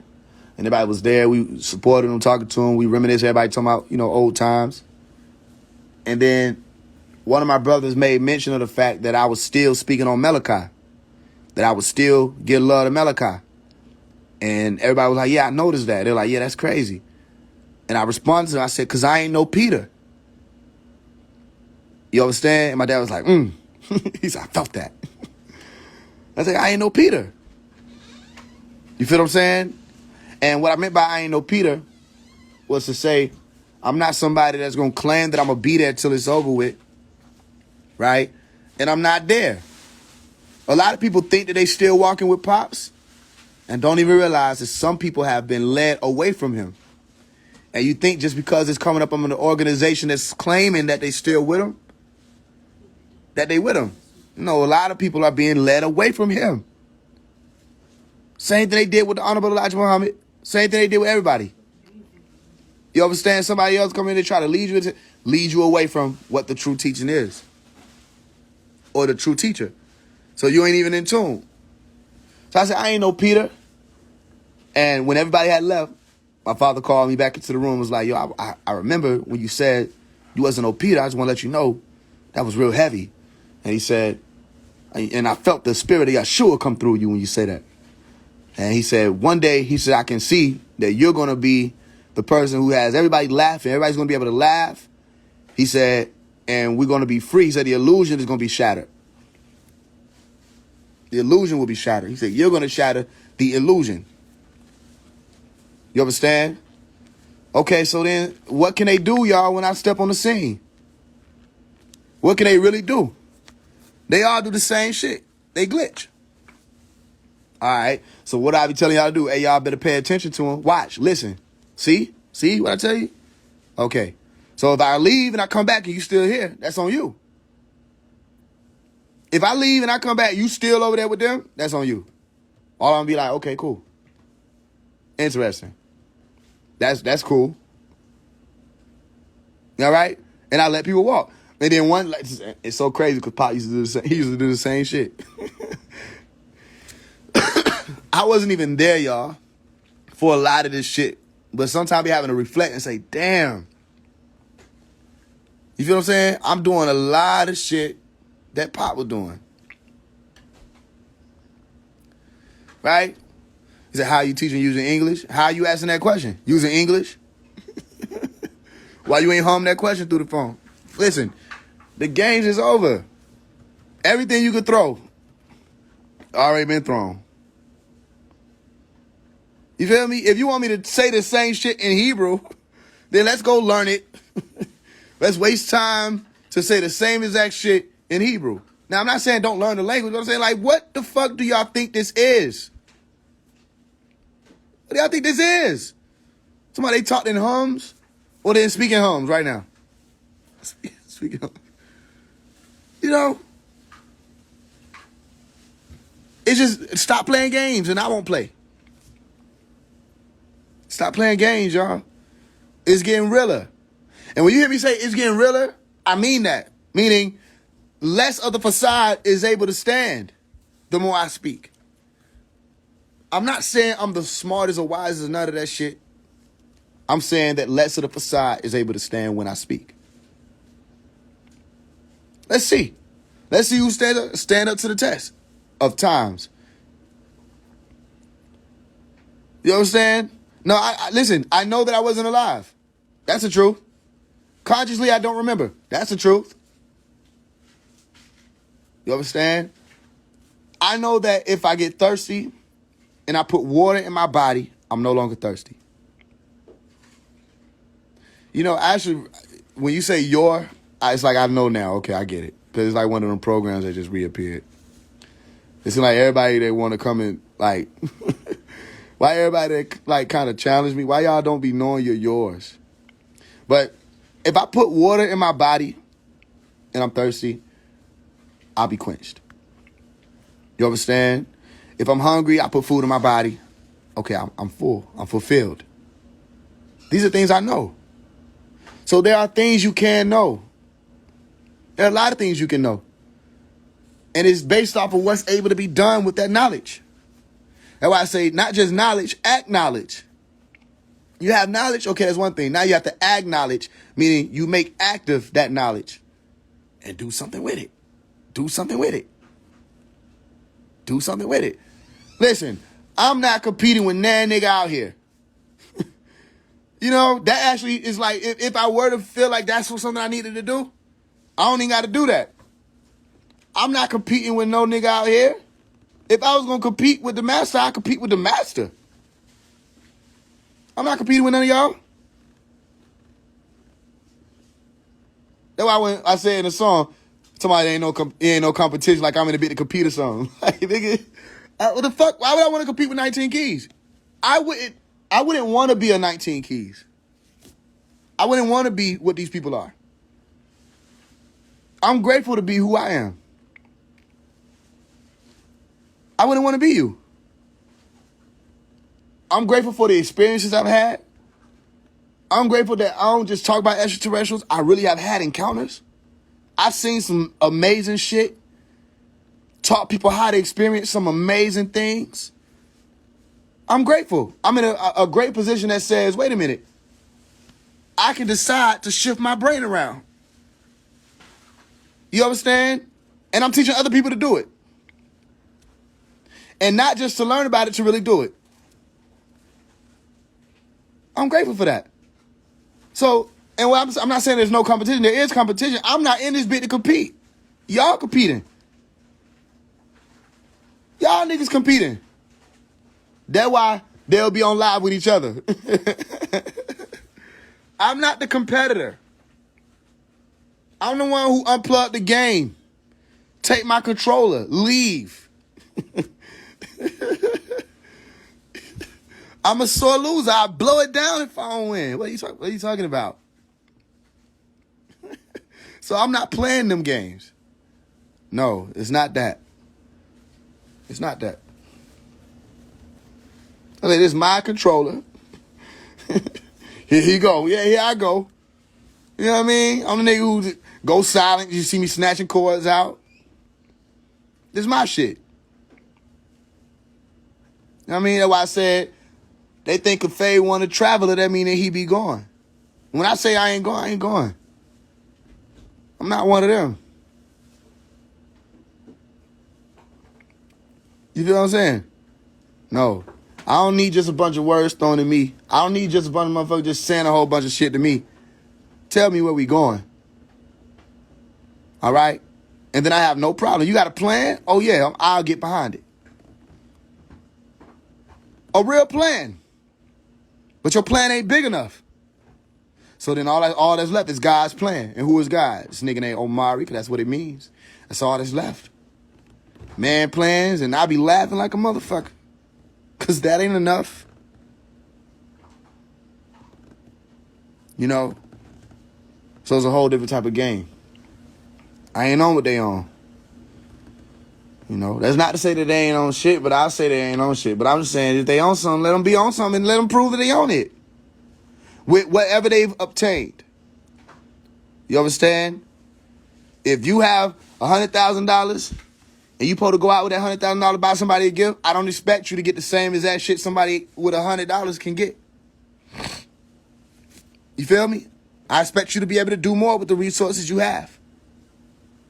So I'm not meriting, you know what I'm saying, this person next to this person the same way. It depends on whatever you're able to do, what you have access to. Same thing as always been. You feel me? Pete, what's going on? Some call it contradiction. I call it intuition. Exactly. That's when I was speaking in terms of carrying guns. You know what I mean? Carrying guns, letting them know. I've been stepped to. And I'm telling them, I ain't fighting. I'm not fighting. You understand? I'm exercising my ability to stand my ground. And I know how it is in every state. In every state. So if I'm in Florida, I know how to do it. I know in Georgia, I know how to do it. As long as it's a threat and I can prove and show or have witnesses to say that there was some type of threat and that threat had to be stopped in some way, shape, form, or fashion, and there's no excess mobilization against this threat, all right, don't approach me. Don't approach me. You better off. Just don't approach me because I'm scared for my life. All right, I'm afraid that there's harm coming to me. That I know what the fuck. You know what I mean? So, no, I'm going to carry mine. Same way I say I teach my brothers to carry guns. The niggas ain't shooting fair ones. You know what I mean? You got niggas stepping to me at supposed to be a New Wabian event. Supposed to be a Sabian event. Niggas stepping to me. Talking about they don't want to hurt me. Shit like, bro, I'm not fighting none of y'all niggas. Stay away from me. Don't play. Because I ain't finna run. You know what I mean? And the only thing that'll stop it being what it being is if you turn your back. And the only thing is that if you see me up, you better turn your back. I'm telling you. Nigga see me up, turn your back, run, and then you'll be all right. Literally. That's the only way, because then I won't be able to. That's harder to argue. Motherfucker fleeing. You know? But no, it's intuition. I know better. I know that they want to harm you.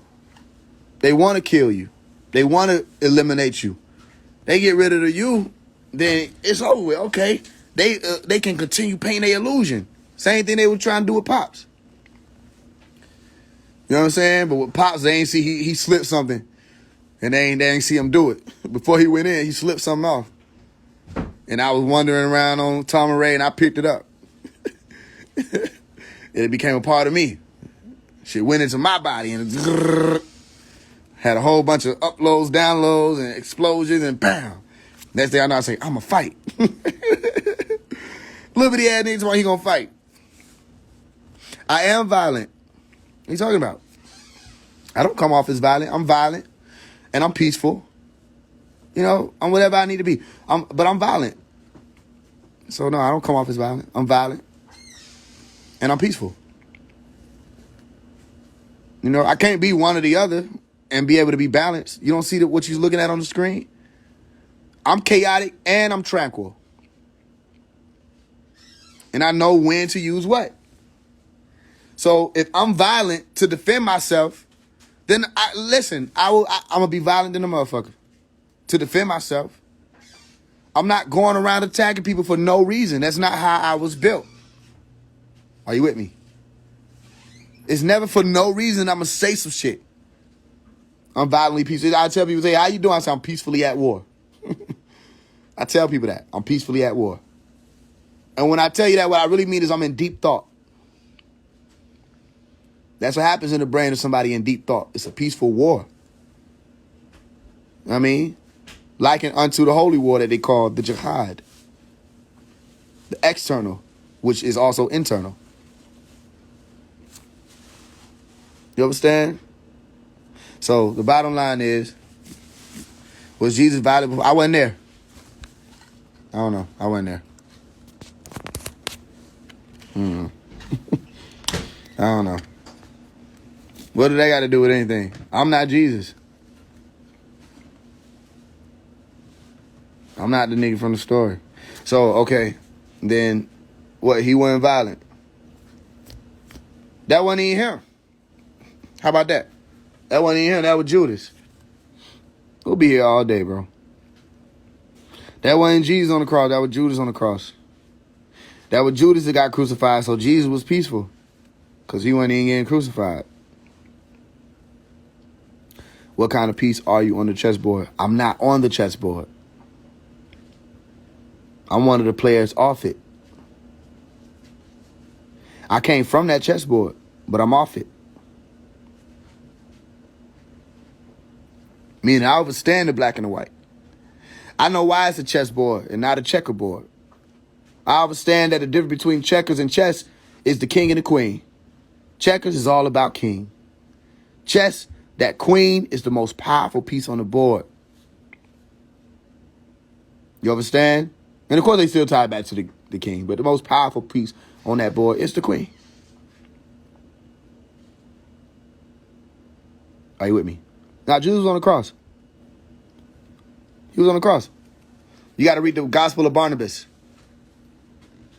Or deny and don't read it. And be like, it's not so. And I don't lose any rest. But I say, read the Gospel of Barnabas. Because you believe in this story. So read the whole story. Read the Gospel of Barnabas. And then read the Quran.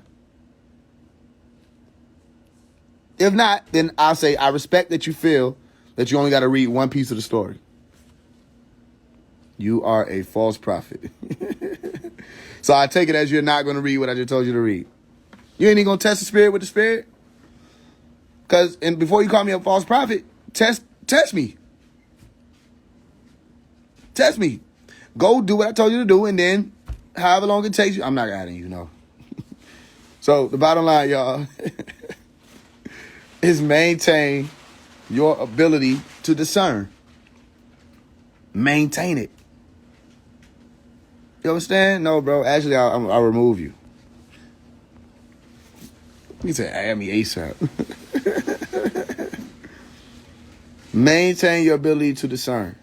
Maintain your ability to say, you know what? I don't know what this person is talking about. Let me look into it.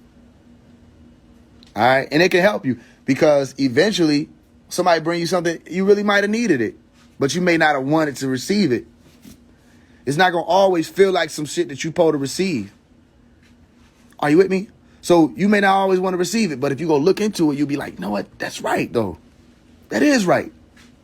I'll give you an example of when it happened to me. I was in one of the clubhouse rooms, and there was this brother named Scores who was talking, and they were speaking in terms of the primordial black holes.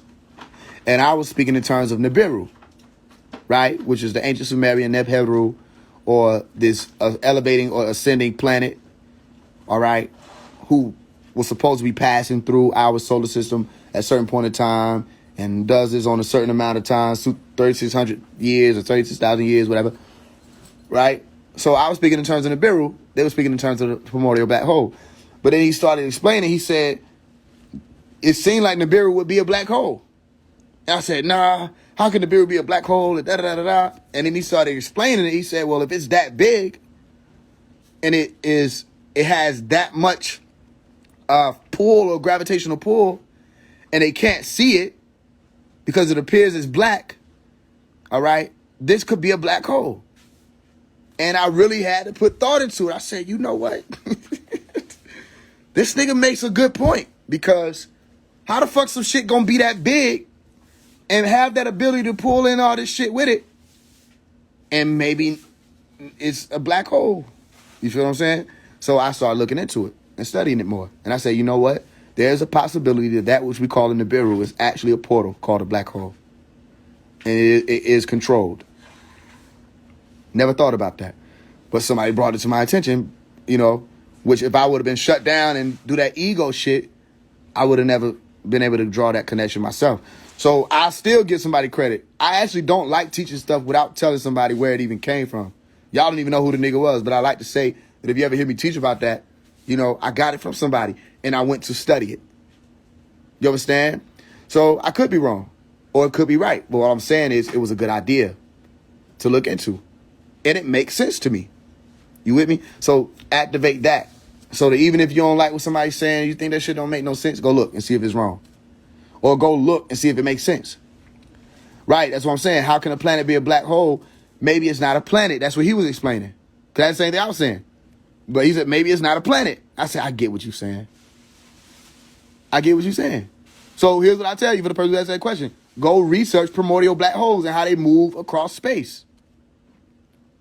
You feel what I'm saying? How is what helping the world? How are you helping the world right here on the live right now? Ask me that. But how is what helping the world? I don't know. But my point is, don't just accept things for face value. If people were to know that, I think it would help everybody. So if you want to help more people with that, tell people that. That can help the world. You're not God. So somebody got to write your. You feel me? Use your brain and make better decisions based off of it. And that's with everything. It's just a reminder. And I think that that's the best thing that people can do in today's day and age, especially where the media take over shit, which ain't really new. They always had it like that. But the media take over shit and throw people into a paradigm. And people don't even research. And they just start believing whatever the fuck somebody tells somebody. You feel me? And I tell you to do better than that. All right, so let's move forward. But remember, the point was, don't get stuck in that house. Don't get stuck in the house. Come up on top of that rooftop. Make It Make Sense comes from Malachi York. So here's what I give you. Go research on YouTube Malachi York teachings and start listening to it. All right? Go to Dr. Malachi Z. York, who and what are you? And then DM me and tell me what you got from it, and I'll talk to you. Start there. That's your assignment. Go to Dr. York, who and what are you? He asked me to make it make sense, which lets me know that, you know, you want something to be made sense for you. And Malachi York was the one who coined that, said, make it make sense. So I'll tell you to the person who, I'm sending you to the person who even gave you that phrase. Make it make sense? I'm sending you to him. So go to Dr. York, who and what are you? Listen to it. All right? DM me. Let me know what you thought about it, and we'll continue to talk. You know what I'm saying? Listen, nobody's stopping you from listening to Yaki. Why are you on here? Is he not? Don't he got like videos and stuff that you could be like doing right now? You don't have to be on here. You don't have to be on here. You could really be listening to him right now. I promise you, he probably got some podcast or something that you could be absorbed in. What is this? What is this constant promotion? Like, what are you doing? You know what I mean? Everybody dropping jewels. Pastor T.D. Jakes drop jewels. Y'all ever listen to them pastors? The niggas really be going in, and they be saying a lot of real shit. And them motherfuckers really know how to do that shit, they drop jewels. Everybody drop jewels. Judas committed suicide according to your book. But you have other parts of the book that were not added in. And one of them was referred to as the Gospel of Barnabas. So read the Gospel of Barnabas. Go to chapter 216 and chapter 217 if you don't want to read the whole shit. Go chapter 216 and 217 of the Gospel of Barnabas and read it real quick. And then tell me what you think about it. Tell me what you think. You know what I'm saying? That's how you do it. See if it's there. Now, did I write the Gospel of Barnabas? No. Did I write El Quran? No. Did I write the Bible? No. Did I write the Torah? No. Unless I don't consciously remember that I had anything to do with that. I think it's not even enough to remove them because they always they reappear, they reincarnate. You know what I mean? It's a difference. Like, I'm telling you your answers. I'm giving you something to go look into. And your response is that I don't know what I'm talking about, but you didn't even know there was a such thing. So I'm giving you something. Take note of it. Take it down and then go see. And I gave you the short version so you ain't got to read the whole shit. Read the chapter that gives you your answer. And then come back and tell, but again, I didn't write these books. Go ask Yaki what's the plan. You on my live asking me, you just promoted Yaki for the past 30 minutes. Go ask him what's the plan. And come back and tell me what's the plan. Right? I mean, that only makes sense. Yaki be dropping jewels, so go ask Yaki what's the plan. And then come back and tell me what's the plan. So I can know. You feel me?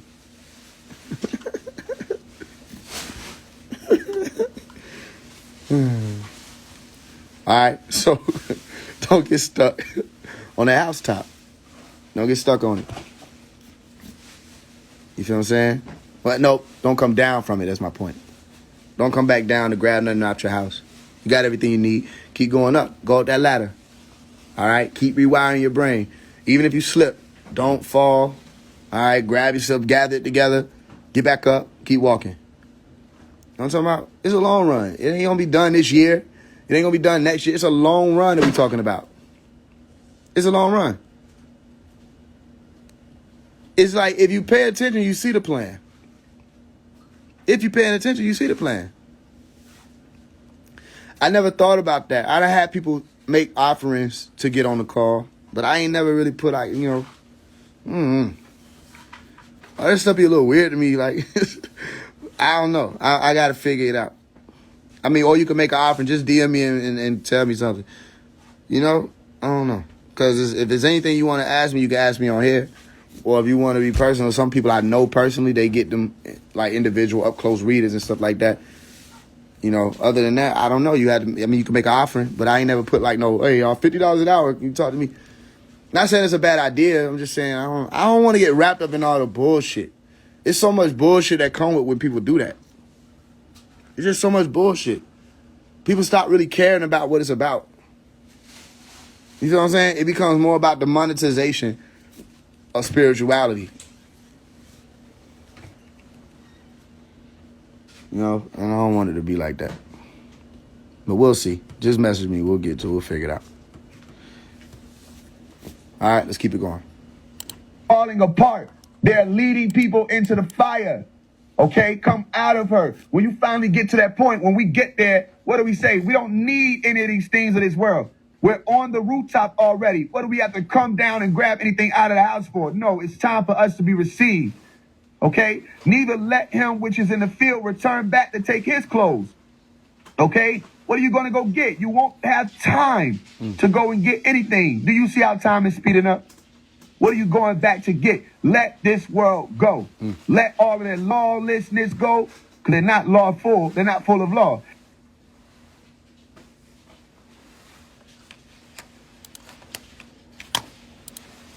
Not lawful. They're not full of law. Let their lawlessness go. We should be driving by places and parks where it's just groups of y'all just sitting around each other and being quiet. You don't have to always talk. There's a power in your silence. And you'll be able to learn that when I'm finally in position to show people that we have the power to do that. I want to see groups, okay, of you dressed in your all white, just sitting outside together and being silent. Don't you know that would strike fear in the hearts of the beast?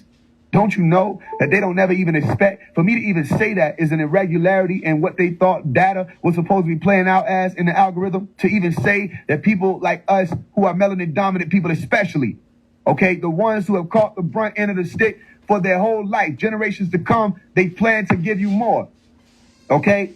What happens when instead of you outside screaming and running around and jumping up and down and making noise and in chaos, more chaos, what happens when you sit together and you're just quiet? Or what do you think would happen if they were driving by and they see you walking on a sidewalk, 2,000 deep, 3,000 deep, walking on the sidewalk? You're not violating any laws, all right, or policies that they have set up, okay? You're just walking in silence and everybody's in all white and nobody's saying a single word. I don't think you understand what I just told you. That's the unity that they fear, because then you're communicating on a spirit level. Then the wisdom is moving through you, and these things will start to happen faster.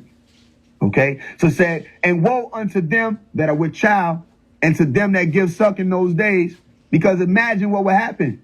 And that's the truth. If them sirens go off, because they could go off at any given time. If you don't know it, you should. Them sirens go off. You can't just run by yourself if you have children. They're letting you know what could happen. That you're going to have to, what? You got to grab your children. You got to secure them. You got to make sure they're safe. If you see the movie that was playing out, the movie of the destruction of the Sumerians, the ancient Sumerians, if you heard of the Enlil story, where he said human beings are too loud. What movie was that? Where they had to be quiet. They call it the silent place or the quiet place. Okay? And the woman had a child. And remember, the child, they had to look out for him. They left him behind. And the child presses a button on the toy and it makes noise. Okay? And they were attacked and eaten or destroyed. Okay? What I'm saying is they're telling you to be cautious, that especially for those who have children in these days, not just for the sake of you're going to have to leave and run, but also what? That all of these beings are going to be on your children the most. Facts. They're on your children. Okay? Because they were on us. But pray ye that your flight be not in the winter, neither on the Sabbath day, the day to be observed. Okay? You don't want this to happen when it's freezing cold, all right, in the dead of winter, because that makes matters worse. He's breaking all these things down. I'm going to wrap it up and we're going to get back to the bill of the racism part and to clear it all up. For then shall be great tribulation, such as was not since the beginning of the world to this time, no, nor ever shall be. What are they talking about? What is he saying there? Who remembers the story? You can go back to Genesis, all right, Genesis 6, and read on. For there were giants in the earth in those days. Start from there and read on up until the point where there's a repent. The God himself is repenting. The Lord is repenting that he made man. And what do they decide to do? They're going to destroy man from the face of the earth. Now, if I'm telling you, read Genesis 6:6, all right, and then you can read the Quran, chapter 66, verse 6, all right, or excuse me, chapter 6, verse 6, okay, I'm showing you something. In the Quran, it's talking about that. And in the Bible, it's talking about that.